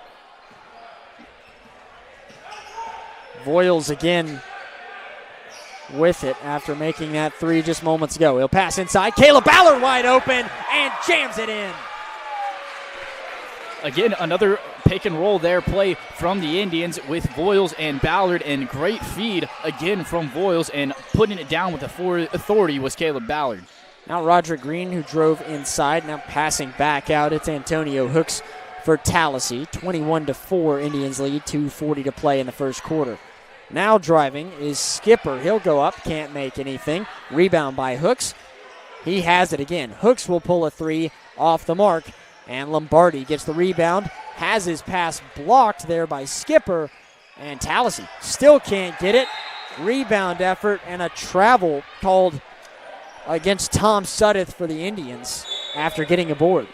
Thought they maybe could have got him for over the back foul there too. I mean, yeah. Suddeth just showing off those hops. I mean, he went clear over the Tigers defender there, but seems like that's what the call should have been. Instead, he gets called for a travel. Nonetheless, Tallassee ball, but they can't take advantage of it there. It was a missed 3 from Antonio Hooks. Tallassee somehow was able to save that. Slapped it back in play. Didn't think it hit anybody, but apparently so. It might have trickled off the foot of Miller Lombardi. I don't think he intentionally went for it, but it might have just nicked him on the way out. And now Hooks looks inside. Now a jumper from the near corner. It won't go. Skipper had a look there from the baseline on the near side and couldn't cash it in. 21-4. Indians have possession again with 1:50 left in the quarter. Ballard in the post now. He'll go up and off the glass, get it to go. He's got 8. And Tigers with it. Green has it. They'll look inside again. Skipper now in the paint. He can't make anything, and Miller Lombardi forces a block, then a steal, and now they have it in transition. Long throw there. Suddeth with it. It'll go out of bounds. Poked away for a moment, and Wetumpka has possession with 1:26 left in the quarter. Yeah, and I was about to say, just a second ago, I'd expect to see them just keep feeding the ball to Ballard in that low post. I mean, he's probably 5 to 3 inches taller than everybody on this Tigers team. I mean, if you just keep feeding it to him down there, let the guy eat a little bit. Yeah, certainly can't blame him for wanting to do that. It's been successful so far, but then again, so has just about everything else. Indians on the inbound turned it over there. Ben Tucker stepped out of bounds. 1:24 left in the quarter now. It's 23-4. Wetumpka leads. Hooks with it. He'll try and pass Now back up top again. In the far corner now. Tallassee still looking for something. Back to that corner once again. Passing over, driving inside. And their man still can't get anything. Now they get a look in the paint. Couldn't make that either, but they do draw a foul in the process. Yeah, and even though they draw the foul there, it's been a really strong start for the Indians defense, just really not allowing any open looks no matter what for this Tigers team. Tallassee shooting 2 free throws here. The first one will not go for the purple and gold. And it's still 23-4 with 57 seconds left to go. Missed the second free throw, but they do come away with a rebound. And Tallassee now looking for Roberts in the far corner. He pulls a 3 that will not go, and Wetumpka manages to force Tallassee to an empty trip. Voiles again with it. And Voiles will try and drive down the baseline. He can't get anything to go as he tumbles to the ground. Tallassee quickly in transition, going up in the paint, and will get a shot to go. That was Chase for Tallassee who made that one. It's 23-6 down to the last 20 seconds of the quarter. Voiles passes over, and now driving down the paint, it was Lombardi who goes up, draws a foul, can't make the bucket. 16 seconds left to go in the quarter. 23-6 the score. Lombardi now shooting 2. He hasn't scored yet, but he's got a good chance at it here. First free throw for Lombardi is good. As Wetumpka is looking to close out what has been a remarkable start to this game. If he makes this one, which he does not, it remains 24-6. Whistle blown on the rebound effort. I think there was a foul there that they called against Miller Lombardi, who shot the free throw. And Tallassee will have possession here. 10 seconds left now. Going coast to coast is Hooks. Antonio Hooks passes to Roberts, who steps up. He'll pull a long 2 that's no good.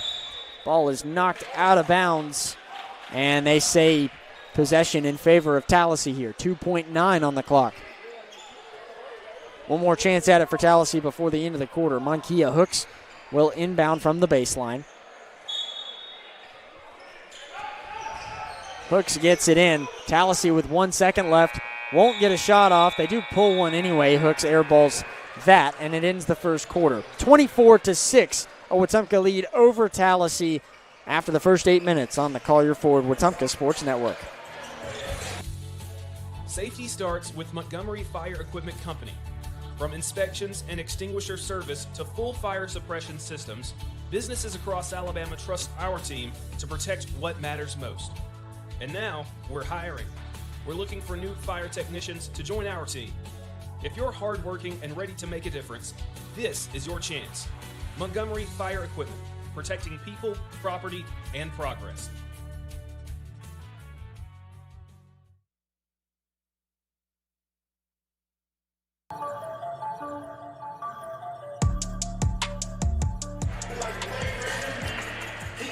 Back now for the second quarter of action between the Indians and the Tallassee Tigers. Whether it's an everyday sprain, strain, fracture, or sports injury that doesn't require a trip to the ER, Baptist Ortho now offers urgent orthopedic injury care with walk-in convenience 6 days a week. Visit online at baptisthealth.org. Both teams coming back out onto the floor after that 24-6 first quarter there that the Indians dominated after getting out front 14-0 or 16-0 to start the ball game. I mean, everything just coming up. Indians here early in this one. The Indians on pace for almost 100. Score very rarely reached in college basketball, let alone at the high school level. 24-6. Tallassee tries to inbound to start the second quarter. It was deflected and sent out of bounds. They'll try again here. This time they'll get it in play. And Malachi will bring it up for Tallassee. He passes over to Chase, but it is stolen, or pardon, he is fouled on the floor.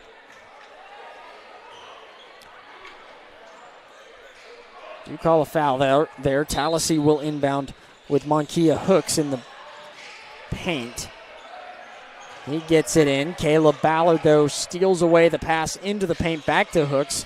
And now Wetumpka has it once more. Roberts passes over, or pardon, it'll be Chris Robinson who pulls a three. He can't make it. It's 26-6. Now Tallassee couldn't get anything to go either. Cortland Roberts drove down the floor, and he missed, and now a pass is fired out of bounds. Yeah, looking for John Hudson Wingard on that one was Chris Robinson. Just kind of sailed it just outside the reach of John Hudson Wingard's left arm. Unfortunate turnover on the Indians. It is 26-6 with 7:22 to go in the second quarter. Wetumpka with the 2 points just a few moments ago. It's pushed their lead up to 20 now as Tallassee is looking for something. Monkia Hooks inbounded it there. Essentially a roll down the baseline. Antonio Hooks had to chase it down and couldn't grab it before it goes out of play. And Wetumpka takes possession on the front court. Interesting turnover we just saw there. LT Davis on the floor for Wetumpka. Chris Robinson has it right now and will drive in. His layup is tipped but picked up by John Wingard. He can't make his first effort. Got it again. Goes up again. Gets it. And he'll go to the free throw line again. Second and one play of the night here from John Wingard. Yeah, and that was a great bucket there from John Hudson Wingard. He had his back almost to the rim right there. Just kind of flipped it up over his shoulder. Just a really, really great finish for Wingard and a chance for an and one opportunity. Wingard missed the free throw on the last and one. This time he banks it in and takes advantage of it on this trip. 29-6, 7:07 to go in the second quarter. Timeout is called here with 29-6 the score. 7:07 to play in this first half. And a reminder to stay tuned at the end of this second quarter for our City of Wetumpka halftime show as we recap the first half, get ready for the second as well. As right now I have to imagine that D'Angelo Parker has a lot to say to his team to try and correct some things after the start of this game.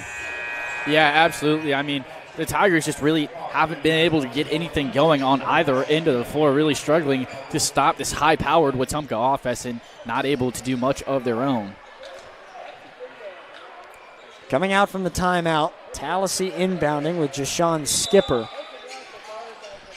They'll find a man in Chase. Now racing down court, a lobbing pass to Cortland Roberts, who carried a little bit too much momentum as he caught it and will be called for a travel. And Wetumpka now coming back up the floor. Jeremiah Smiley, he'll step up, pull a long two. That is off the mark. Wetumpka steals it away in transition. Chris Robinson comes down the floor. He can't make it from the paint, but does draw a foul, and now he'll get a trip to the line. Yeah, and that's just a really tough shot there for Chris Robinson. His momentum is carrying him straight towards the baseline. Just try to get a little bit of jelly up and roll it in, but not able to do so that time.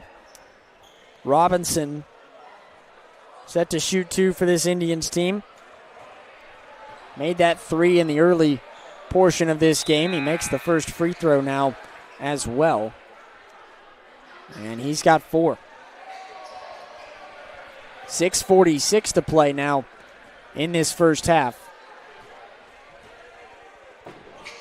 Second free throw off the back of the rim, no good. Nobody for this Indians team has had a successful trip so far, just 1 for 2 each time as Wetumpka stole it away. Chris Robinson went up for it again and makes an easy layup.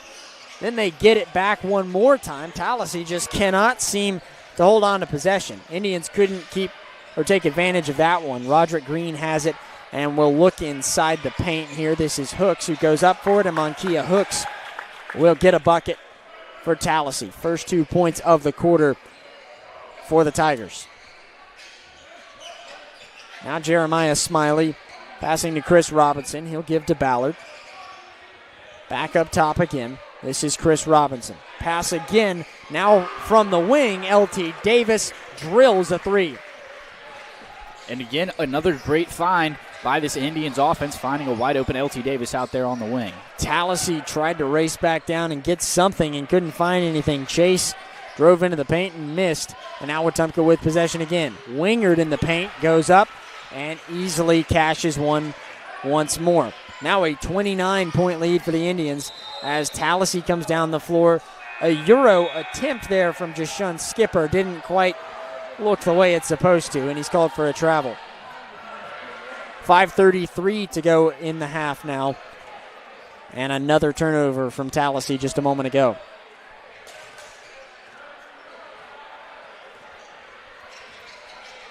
Smiley, Smiley brings it up court there, and he was looking to pass to LT Davis, and he hesitated and took a couple extra steps before he looked back over to pass to Robinson instead, and that was what sparked my reaction there a moment ago.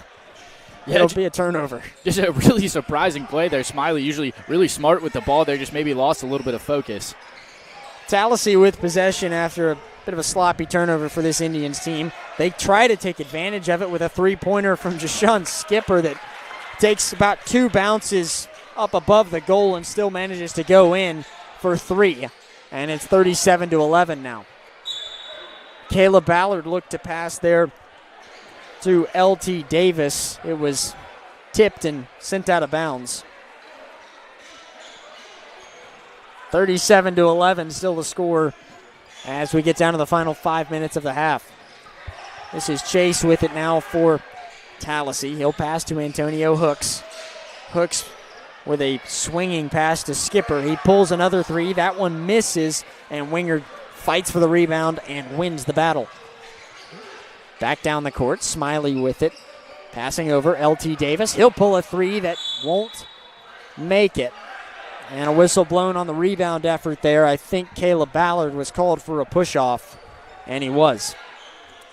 Yeah, just an unfortunate call there. Caleb Ballard just a little bit too excited to go get off that rebound, as we'll get a whole heap of substitutions here for the Indians. Yeah, everybody that was on the floor for Wetumpka just came off a moment ago. Now on the floor for the Indians, Ben Tucker, Miller Lombardi, Andrew Voiles, Jordan Hill, as well as Tom Suddeth. Tallassee has it once again, trying to drive inside here. This is Malachi. He goes up, but has it sent out of bounds first. He is fouled. And the foul will go against Ben Tucker. Called on the floor here. Tallassee will inbound from the baseline. Gets it in. This is Antonio Hooks. Hooks now stutters, finds a man. Now in the far corner, a three ball that again takes a wild bounce off the hand of Skipper, and it will not go in. Goes over and behind the basket, and that's a dead ball. Lombardi now passes to Hill, and Voiles now back up court. 4 minutes to play in the quarter. Voiles just dribbling here, taking plenty of time as he'll now pass. Tom Suddeth looked to go in the post and had it poked away. They say Tallassee ball, and I bet you that Malachi is grateful for that because he had just decided to dive for it to try and chase it before going out, and if he had gotten a hand on it, it would have given it back to the Indians. Yeah, no. Well, never mind.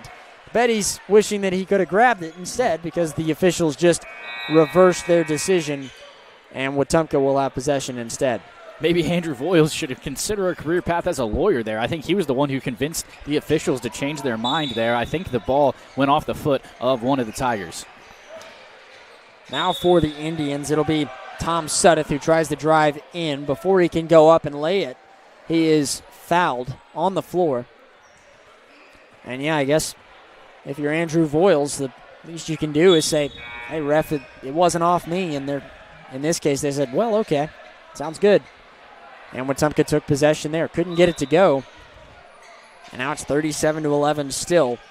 Voiles has it.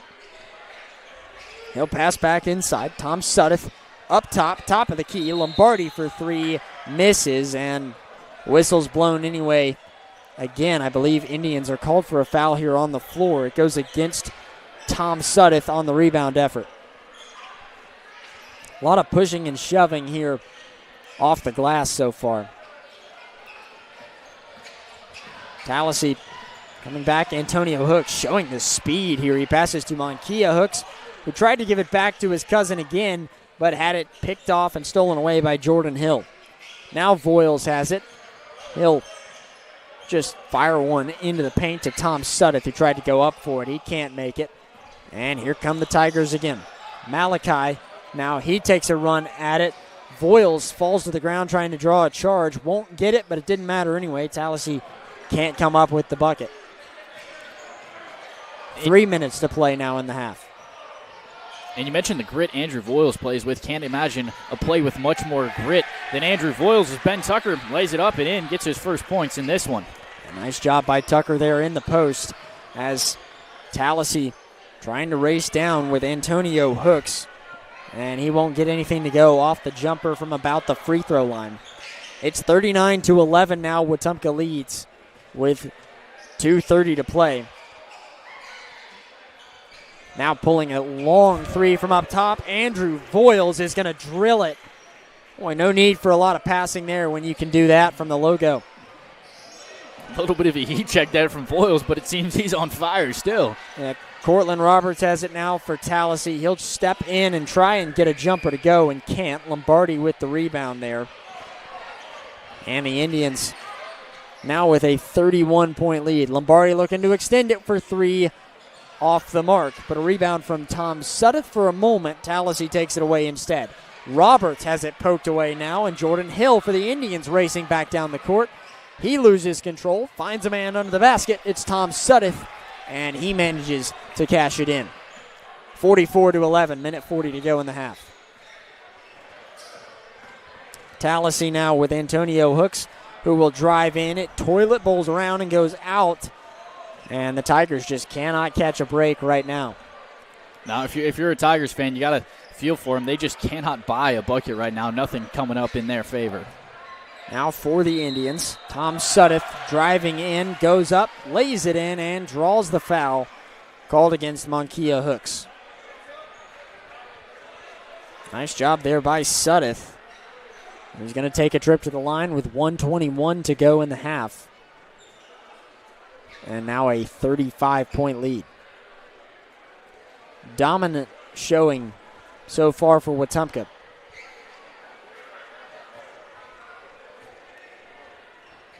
Suddeth on the free throw will miss. But they do come away with a rebound, and Wetumpka manages to get points out of it anyway. Boy, Ben Tucker was able to chase it down and then found Andrew Voiles just by himself under the basket, and he's able to easily put one in. Tigers maybe a little bit too confident they were going to get that board as it's laid up and in by Mark Griffin for the Tigers. And Griffin was able to get something just to stop the bleeding for a moment. It's 48-13. A long two there was deflected as Jordan Hill shot it. And Tallassee tried to bring it back up, and something we've seen a few times. They turn it over in the backcourt here. Wetumpka will have possession again with 46 seconds left in the half. Voiles will pass in here to Tucker. Now back around, looking inside. This is Suddeth passing back out. Lombardi now pulls the three. He will miss. Whistle's blown on the rebound effort again. And for the third time here in the last few minutes, Wetumpka is called for a foul on the rebounding effort. Just maybe a little bit too much hustle and fight in these Indians. I mean, they're up 35 points, but still fighting tooth and nail for every rebound. If you're Coach Stephen Thomas, you love to see that competitive nature come out. Tallassee will be shooting free throws now as Jashun Skipper will shoot 2.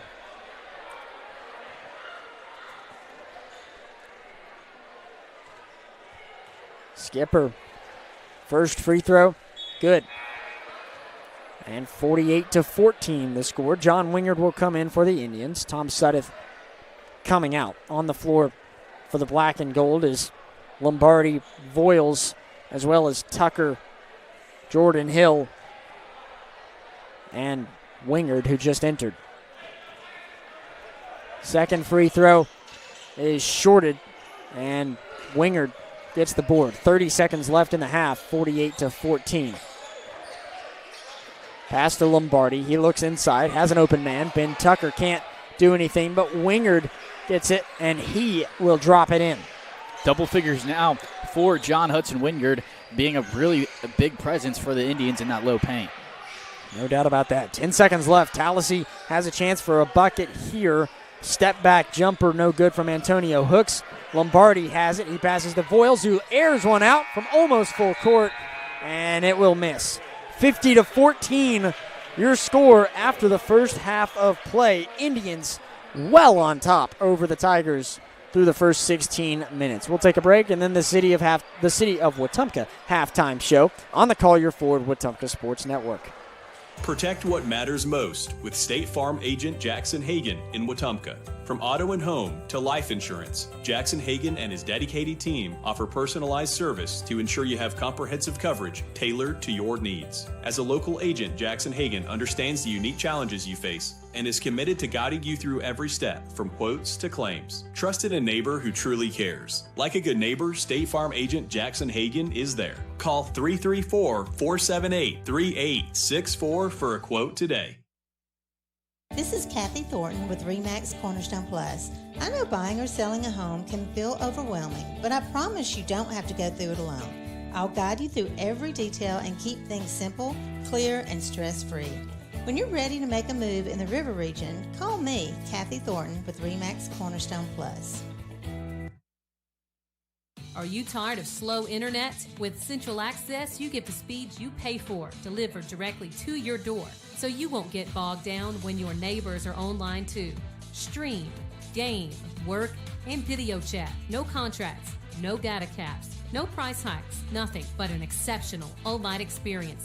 Check availability today at caecaccess.com. Central Access, your local link to broadband.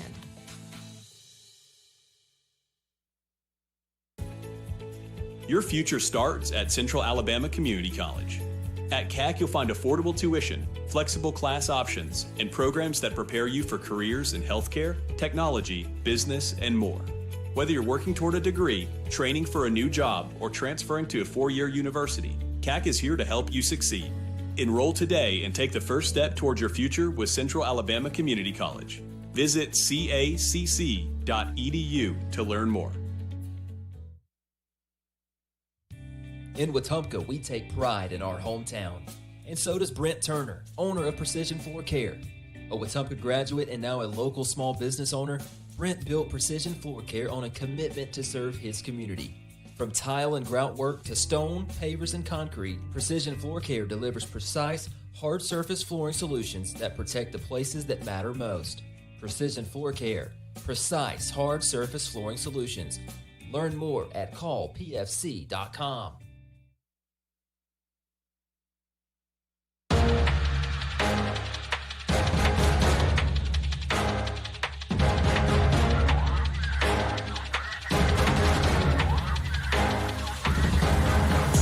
This is the City of Wetumpka halftime show on the Collier Ford Wetumpka Sports Network.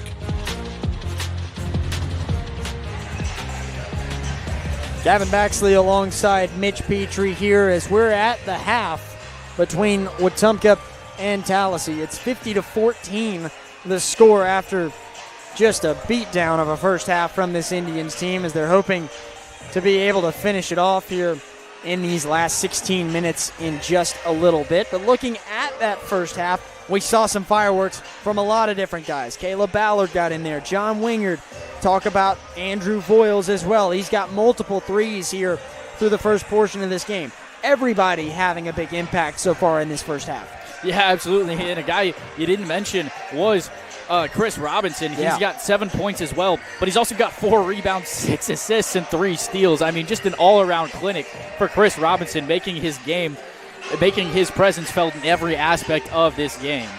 Yeah, no doubt about that. It's been really crucial for this Indians team to be good off the glass, and Tom Suddeth is another one who's been doing just that. He's got 8 rebounds right now defensively, but looking at the offensive glass, that's a big part of this team as well, as how many second chances they get. John Wingard right now, 4 offensive rebounds for this Indians team right now, and that's been a crucial factor in making sure that they're able to expand on this lead and secure what is for the moment comfortable, but obviously you got to win for the next 16 minutes as well. Yeah, you absolutely do, and I think if you're Coach Stephen Thomas, you're really thrilled with the way that half went. I mean, both ends of the floor just completely dominating the Tigers start to finish throughout that first half, and I think as this game kind of goes on, you'll keep seeing a lot of Indians touch the ball. I mean, everybody is having fun out there. If you're one of the Indians players, just about everybody who's checked into this one has recorded some stats in the box score, and a lot of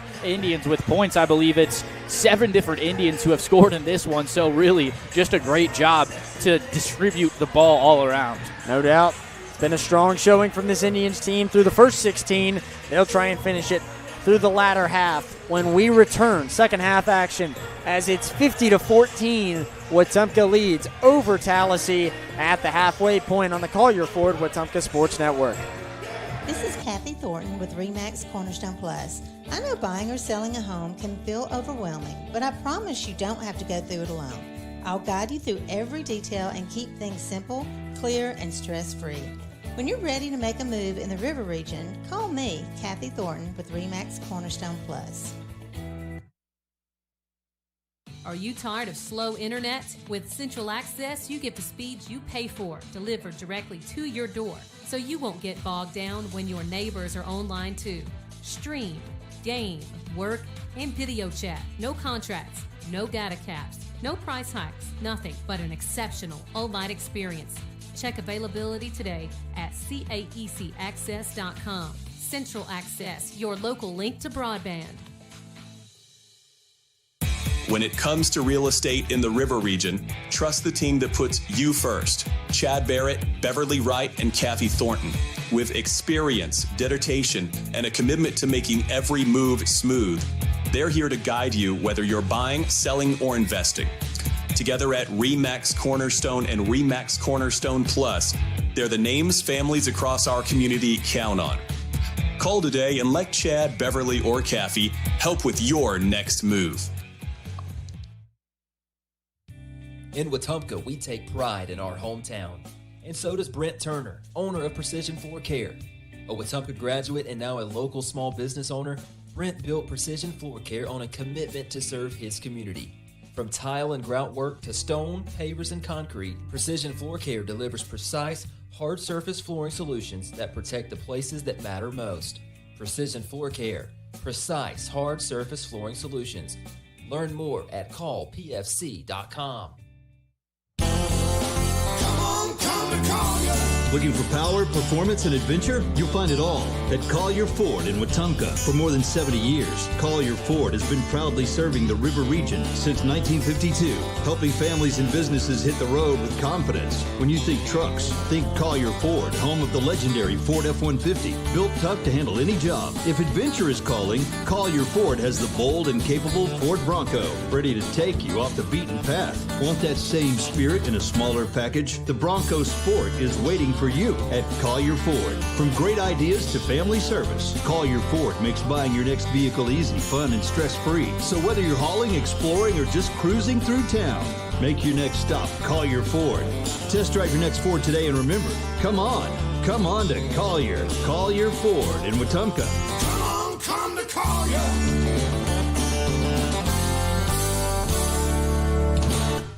When your job depends on quality building materials, depend on Russell Do-It Center and Building Supply.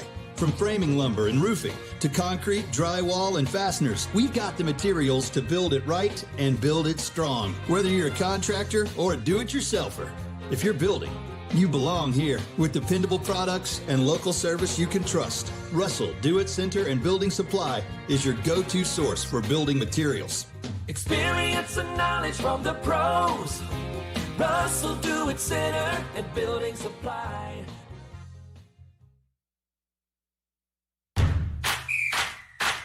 .105.1 WRFS is WRFS-FM, Rockford, Alexander City, Lake Martin, Wetumpka, Prattville, Montgomery, home of the Wetumpka Indians on the Collier Ford Wetumpka Sports Network. Third quarter action is brought to you by Radio Alabama Sports. Game on, online at radioalabamasports.net.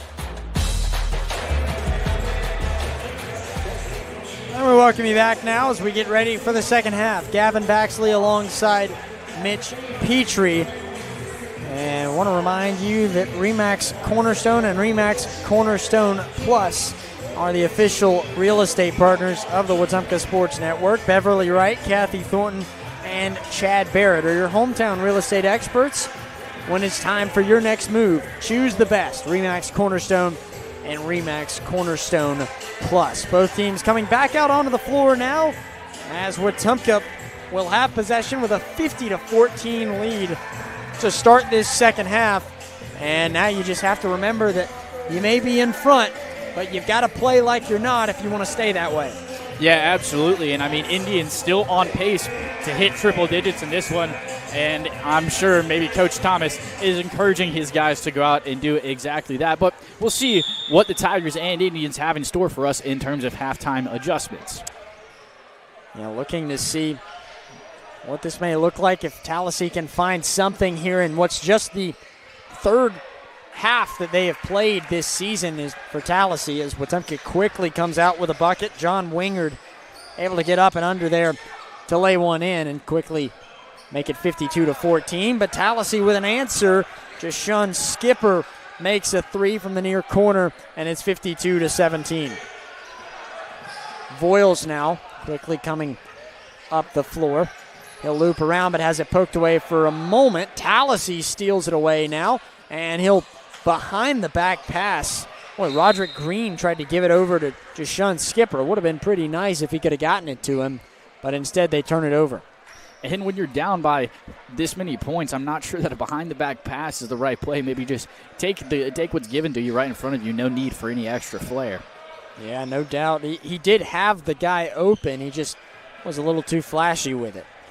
Indians almost turned it over in the backcourt. Chris Robinson has it now as he steps back and tries to pull one, but instead he'll be called for a foul here. I think they'll say he extended the elbow on that one. Not sure I agree with it, but... Yeah, offensive foul goes against the Indians, and it's 52-17 after the first minute. And my goodness, that was a bounce pass from Tallassee that just did not look like it went the way it was supposed to. Malachi tried to get it in, and it just took a hop straight up, essentially. Got knocked out of bounds, and Wetumpka retook possession. Voiles missed a three-pointer, but Wingard is there for the rebound and the putback to make it 54-17. And that's been the story of the game for John Hudson Wingard, just absolutely eating on that offensive glass as Chris Robinson pokes the ball out. Nobody home in front of him, but Roger Green catches up to him and draws and gets him on the foul. Yeah, Robinson went up for it and thought for a moment we might see another jam here tonight, but instead he tries to play it safe, instead draws a foul out of it. He'll be shooting two now. Went 1 for 2 on his last trip earlier in the first half, and he's got 6 points so far. He'll miss the first free throw there.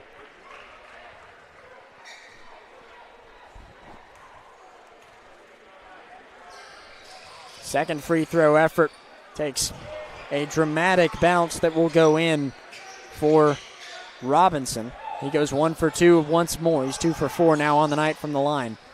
Tallassee trying to answer something. A three-pointer there from Antonio Hooks will miss. And Wetumpka comes back down quickly. Jeremiah Smiley wide open under the basket. He'll put it in. That was a great feed from Andrew Voiles. Just a shot, a bullet right to Jeremiah Smiley. Hit him square in the hands. Great pass from Voiles. Yeah, Wetumpka tried to force a stop there as Chris Robinson almost stole it away, but he stepped out of bounds when he tried to grab it.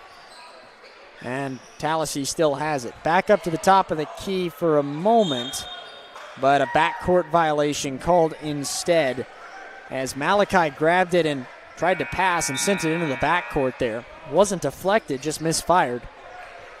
And another turnover. Wetumpka will inbound from the near sideline. It's Chris Robinson.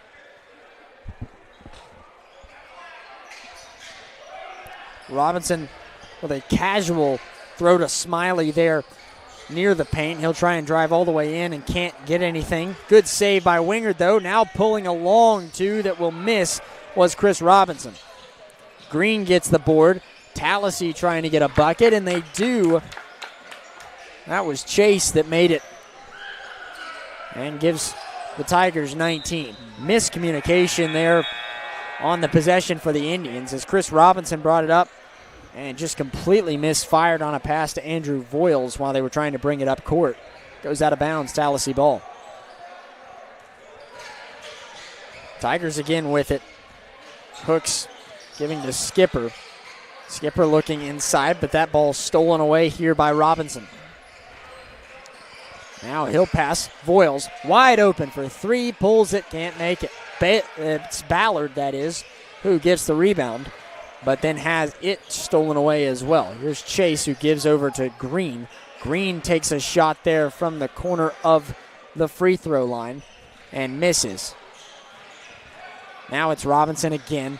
He'll stutter and try and float one. Can't make that shot as well, and everybody seems to have gone cold. Roderick Green trying to stop that, and he will with a lay-in there. He was well down the court as they fired one off with 5:04 left in the third quarter, and a timeout is called. It's 57-21. Indians leading over the Tigers at the moment, but Tallassee has been able to force a couple stops here. A good start to this second half for the Tigers. Yeah, but I mean, if you're the Tigers, you need more than just stops. You need to start making a lot of shots, and they definitely have made some worse shots than they did in that first half, at least comparatively speaking, but you need to see a lot more efficiency from the Tigers on offense if you want to make this one more competitive. A reminder again of what's to come for Indians athletics. Basketball has Elmore County this Thursday. Mitch will have the call of that one, as well as the road game against Chilton County on Friday. Wrestling, they've got them at a tournament, I suppose, with Valley and Elmore County and Eclectic tomorrow. And track and field begins their indoor season at the Magic City Invitational on Saturday. Indians had possession for a moment. With 4:59 left, a whistle is blown, and I believe there was an off-the-ball foul here against Tallassee.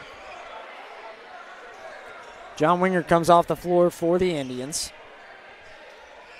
Tom Suddeth, along with Miller Lombardi, Chris Robinson, Andrew Voiles, and Caleb Ballard on the floor for the black and gold here. Less than 5 minutes to go in the third quarter. Pass to Voiles. Voiles pulls a long three and drills it. What a shot there from the senior.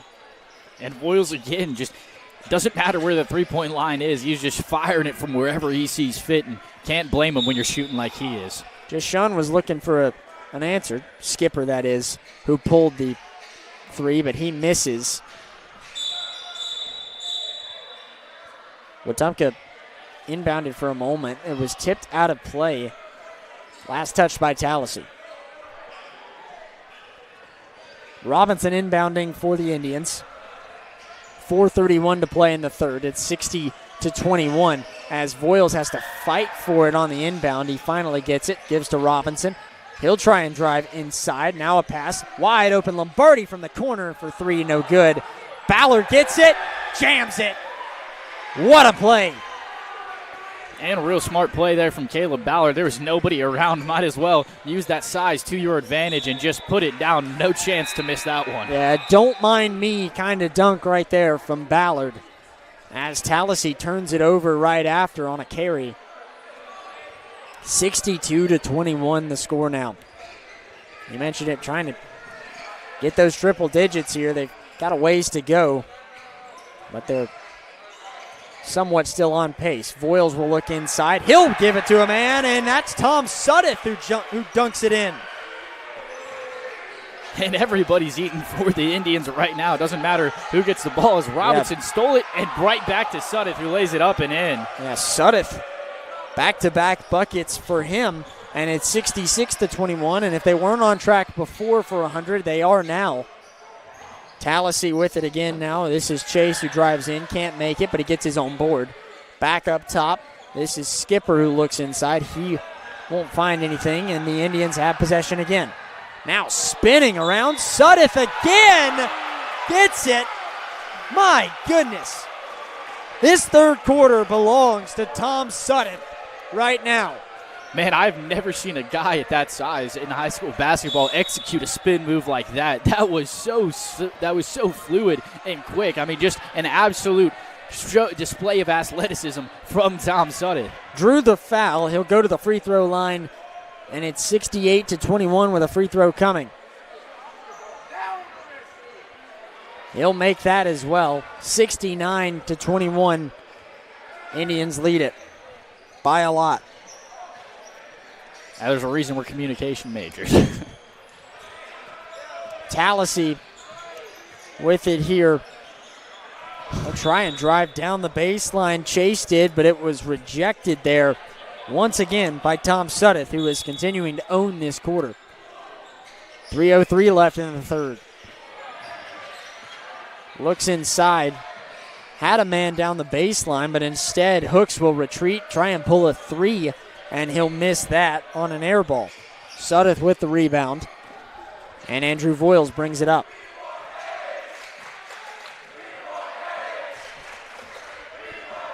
And you hear the chants right now as Andrew Voiles has it with 2:35 left. He'll try and look inside. This is Robinson who goes up and lays it in to make it 71-21. And the chant says, "We want Hayes," referring to Hayes Lorenzi, the junior guard, one of the bench players for this Indians team. Hoping to see him in here shortly. Indians force another stop defensively as it's 71-21. Voiles now lobs a pass that almost looked like a shot, and I guess misses or misfires the pass. Nonetheless, whistle blown. And I think they're saying this went out of bounds. And they'll give possession back to Tallassee. Yeah, I think that was an alley-oop attempt for Voiles to Chris Robinson as a three comes out of the hands of Roderick Green and drops in for the Tigers. Voiles has it now after that three-pointer from Green. 71-24, a minute 45 to go in the third. Voiles drives in, tries to pass on a hooking pass over to Ballard, who jams it, but it was a little awkward. It spun around there for a moment, but goes in anyway. Great job from Ballard, who goes up once again. As now a three-pointer is blocked by Lombardi. He passes. Another dunk for Chris Robinson. Everybody on the Indians team gets a chance here to put this one through. Still a lot of starters out there for the Indians. I think Coach Thomas wants 100. Green now will take a shot from the baseline that misses on the two-point effort. It's 75-24 as the bench players are now getting ready to check in. Green steals one away from Voiles. Voiles loses it. It goes out of bounds.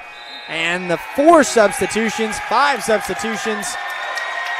And as requested, Hayes Lorenzi will come into the game. And now the "We Want Hayes" chant has converted into a "Let's Go Hayes," as Tallassee couldn't get a bucket there on a long two that was missed. On the floor now for the Indians, LT Davis along with Ben Tucker. We've also got DJ Kendrick out there. And then Jordan Hill and then Hayes Lorenzi rounding out the lineup at the moment for the black and gold, as Tallassee is going to get a bucket. It was John Carter who made one from in the paint, 75-26.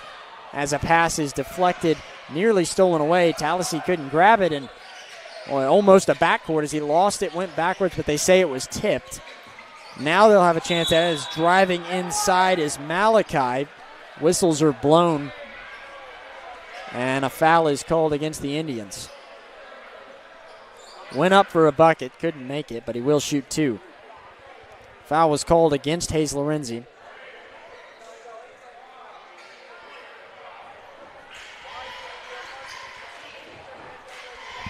Malachi now shooting 2 for the Tigers.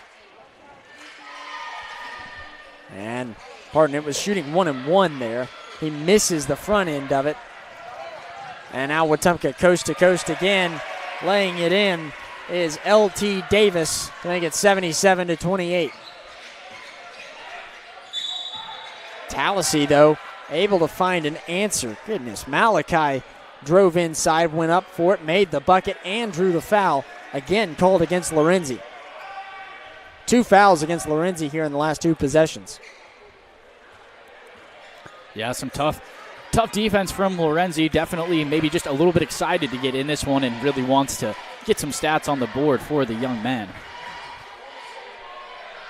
Malachi now on the free throw. He airballs the free throw with 17.5 left on the clock for the third quarter.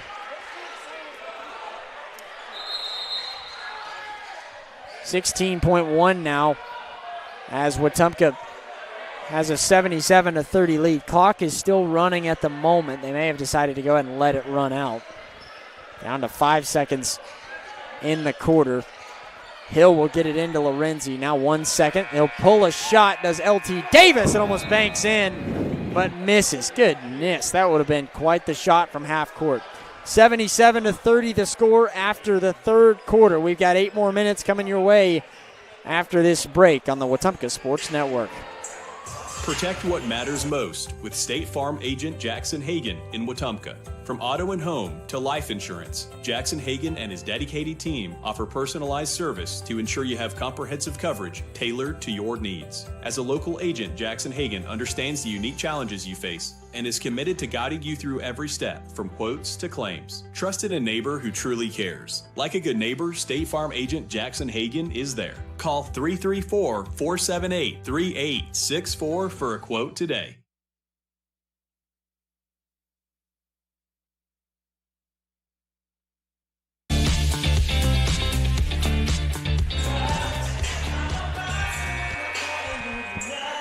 Fourth quarter coming your way now as Wetumpka leads it 77-30 over Tallassee. This one's going to amount to another big win for this Indians team. It'll mark 3 straight for the Tribe as well, including the last 2 games of the Pelham tournament last week. But they've got 8 more minutes to play first. And also trying to get 100 points here, by the way. They are on track for it with 77. They've got 8 minutes to get there. Right off the rip, Tallassee's going to turn the ball over. Going coast to coast now for the Indians is DJ Kendrick, who draws a foul. Can't get the bucket, though, but he's going to the line. And the clock continues to run here, so they'll keep this clock running all throughout the fourth quarter. So if the Indians want 100, they're going to have to shoot somewhat efficiently to close out this one. Yep. Free throws aren't going to help that. This burns at least 30 seconds when you have a trip to the free throw line to shoot 2. Now it's 7:30. First free throw from Kendrick, no good. Tallassee will make a substitution here as Antonio Hooks returns to the game. Roderick Green will come out. Second free throw attempt also misses from Kendrick. And it remains 77-30. We're 1 minute through the fourth quarter now as Tallassee tries to drive in but has it stolen away once again. DJ Kendrick with it again. Trying to find someone to give it to. It's Lorenzi. Lorenzi bounce passes, has it stolen. Now Hooks, he'll go up for it and miss. Fighting and scrambling for it. Now L.T. Davis has it. Pass to Lorenzi, pulls the 3. That one misses. Boy, this place would have gone wild if he had made it. Now in the near corner, Kendrick will pull a 3. That one cashes in. Huge shot from DJ Kendrick. It's marked as 79-30. Thought it was a 3, but I suppose they called it as a 2. Now Wetumpka with it again. Lorenzi's pass deflected, picked up by Davis. Davis will drive in, give to Kendrick. He tries to hook one up and does. With a quick little float. 81-30. 6 minutes left to play now. Tallassee has it as it is knocked out of bounds there by Jordan Hill, who reached in for it. No foul called. It is Tallassee ball, though. Clock still rolling at 5:45 now. They'll inbound it to Antonio Hooks. Hooks will try and drive in. He'll make a pass instead to DeMarcus. He goes up and will cash that one. 81-32 the score now. Jordan Hill at the top of the key, gives to Kendrick. Kendrick tries to drive inside again, goes up and has it deflected, goes out of bounds. And possession goes with Wetumpka. Fourth quarter goes by quick when it's a rolling clock here, as we're now down to just 5 minutes to play. Tallassee again with Antonio Hooks. Hooks will try and bounce pass inside, this time stolen away. Ben Tucker has it, trying to body his way down the paint, and he loses it now. Tallassee again driving in. Now they're having it ripped away as LT Davis reached for it. Instead, he gets called for the foul as he attempted to steal it away. And if Indians want to get to the triple-digit mark, which it feels like they do with the intensity that they're still playing at with this lead, they're going to have to move quickly. Not quite on track for it anymore. 4:30 to go in the fourth quarter. But you see that intensity, but it's really, some of these guys are bench players that see limited minutes at the moment, trying to get as much out of this as they can here in what's become a blowout. LT Davis stole it away, raced down the court, but tripped up and lost the ball. Tallassee has possession again. Less than 4 minutes to play now in this one. Make sure to stick around after. We will have our RE/MAX Cornerstone Realty Plus post-game show where we'll talk with head coach Stephen Thomas about the win. You heard us talk with Coach Winchester earlier on the big win over Tallassee, looking like these Indians teams are going to get a sweep here at home tonight in front of a nice crowd of students that came out. With it now is LT Davis. He'll try and drive in, pass to Kendrick. Kendrick's pass deflected, and Tallassee stole it away. His pass deflected. Wetumpka steals it, got a wide open man. Ben Tucker goes up. He slams it down. Tucker with the flush, his first points of the game.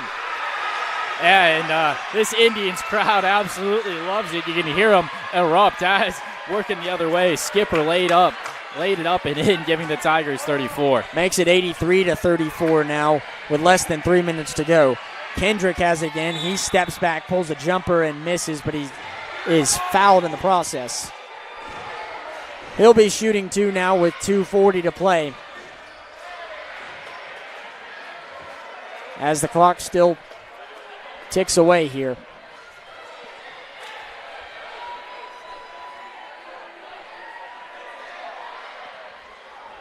Wetumpka will have Elmore County on Thursday. They get 1 day off here and then back-to-back matchups with Elmore County and Chilton County.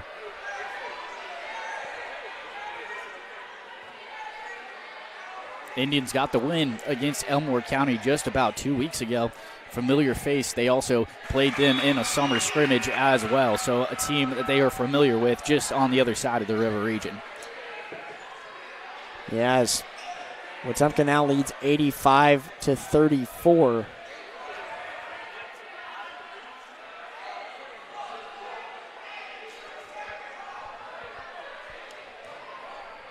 Free throw coming for DJ Kendrick. With 1:35 left, he makes the second. Well, maybe not. They say no basket. Lane violation. I think that Kendrick stepped across the line after he shot it, and that is a violation. 1:20 to go now. Tallassee loses it again. This time it is Kendrick who steals it, but he is called for the travel with 1:13 left. And I think if you're Coach Stephen Thomas, you've got to just be thrilled with the way this Indians team has played all night long from the first jump, taking a quick 16-0 lead and then just never relinquishing after that. You got to love just the competitive fire that this team has played with throughout the course of the game. Down to the last minute now, 50 seconds as Tallassee will inbound. Looks at a man inside the paint. He goes up, and John Carter couldn't make it. Rebound now from Hooks as Monkia Hooks misses. And Skipper gets it, passes out to Antonio Hooks.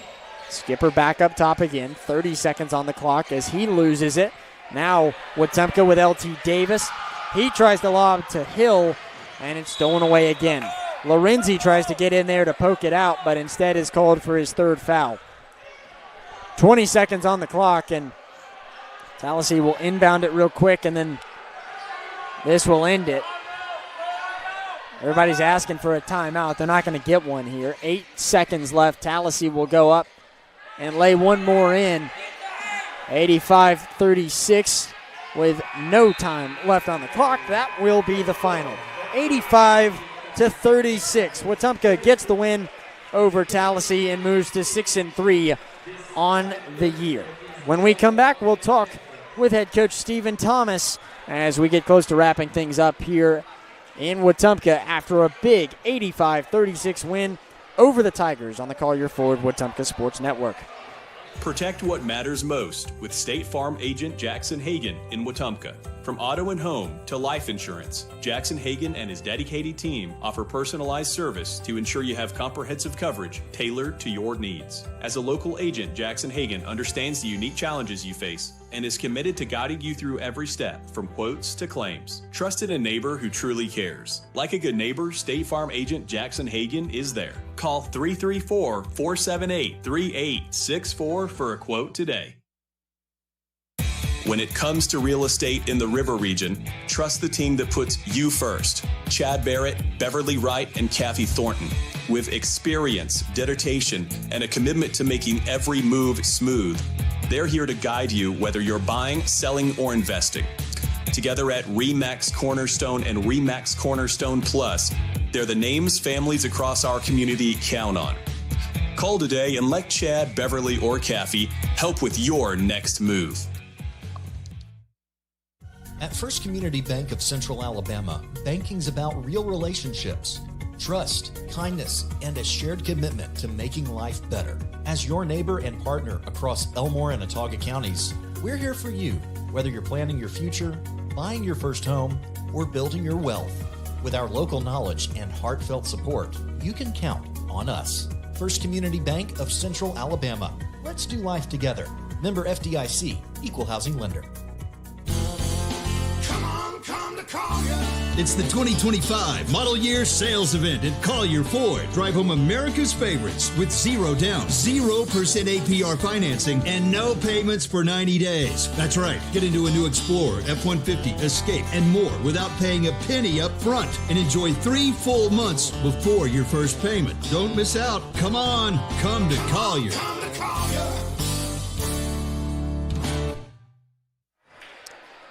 Wharf Casual Seafood is fresh, fast, and always delicious. Wharf Casual Seafood in Wetumpka has something for everyone. From shrimp and fish to po' boys and salads, enjoy coastal flavor right here at home. Dine in or take out today.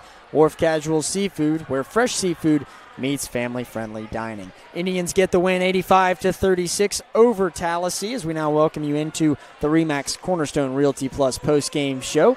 Gavin Baxley and Mitch Petrie now joined by head coach Stephen Thomas. Coach, a dominating win here today. Your first reactions?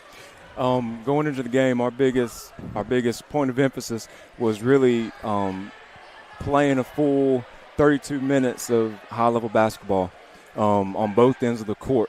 I mean, this week alone, we've had some laps just of intensity, a little bit when it comes to focus at times. And tonight, that was our biggest focus, just making sure we come out and get the mindset, set the tone early. Like we're coming out to dominate from start to finish. And I thought this was a good step in that direction for our program. Well, you talk about start to finish, but the start especially was remarkable. A 16-0 beginning to this ball game, and I mean, seemed like everything that you really wanted to happen seemed to happen there at the start. What goes into such a great start like that?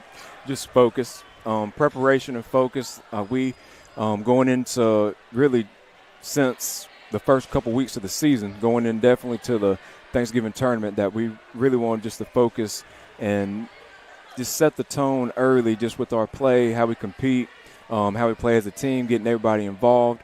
We did a good job of that from the start, and you could kind of see it in the locker room pregame, just guys locked in and focused on what we're trying to do right from the jump and getting everybody involved right there, offensively and defensively. It was good to see, and like I said before, it's a good step in the right direction for the tone for the rest of the season. Well, these guys don't get a lot of days off, but it seemed like they didn't lose too much focus there on the few that they did get. Would you say the same?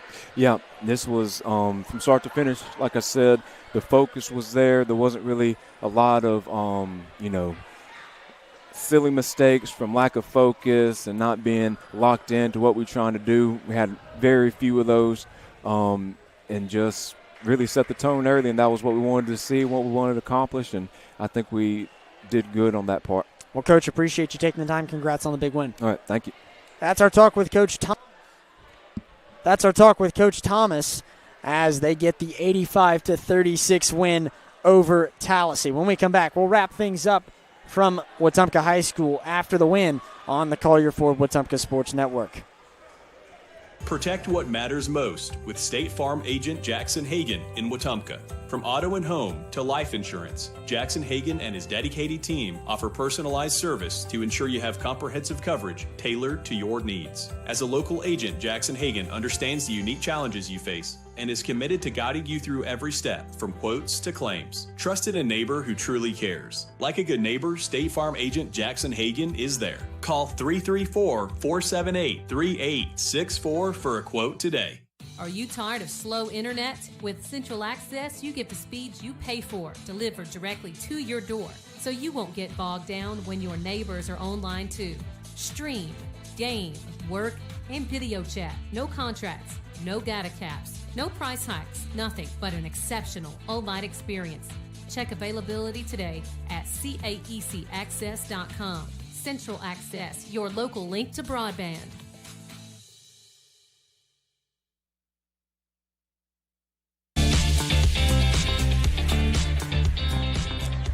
Gavin Baxley and Mitch Petrie back for the final time after the Indians get the 85-36 win. But before we wrap it up, Mitch, your Precision Floor Care player of the game. Yeah, it's going to have to go to Chris Robinson, just all over the box score in this one. Finished the night with 13 total points. He had 8 rebounds, 11 assists, and 6 steals. Just a few rebounds off of that triple-double, but really just an all-around great showing from this entire Indians team, not just Chris Robinson. Yeah, and as they get this win, they've got 2 more matchups coming up on Thursday and Friday. What's your outlook for those next 2? Well, I look for the Indians to continue the winning streak. Really won in dominating fashion again against Elmore County just a few weeks back. It was a 72-50 win for the Indians, and then traveling on the road Friday night up to Chilton County. It'd be looking for the Indians to keep it on, getting it done. Not exactly sure what to expect in that Chilton County game, but with everything rolling in the Indians' favor, I hope to see them carry that momentum into the rest of the week. Yeah, excited for that. Excited to have you on the call for those 2, and a great job today from you. Good to have us both back again. First time during basketball season. A great time working with you, partner. As always. As we wrap things up, your final score, 85-36. The next broadcast for Wetumpka will originate right here at Wetumpka High School. The Indians take on Elmore County on Thursday, and we'll have the girls and boys matchups going on in that one, with tip-off at 6 p.m. for the girls. Will start immediately following the conclusion of the JV game before that. And until then, the Indians will celebrate this 85-36 victory. Appreciate everybody tuning in, and win the moment and go Indians. You're listening to the Wetumpka Sports Network.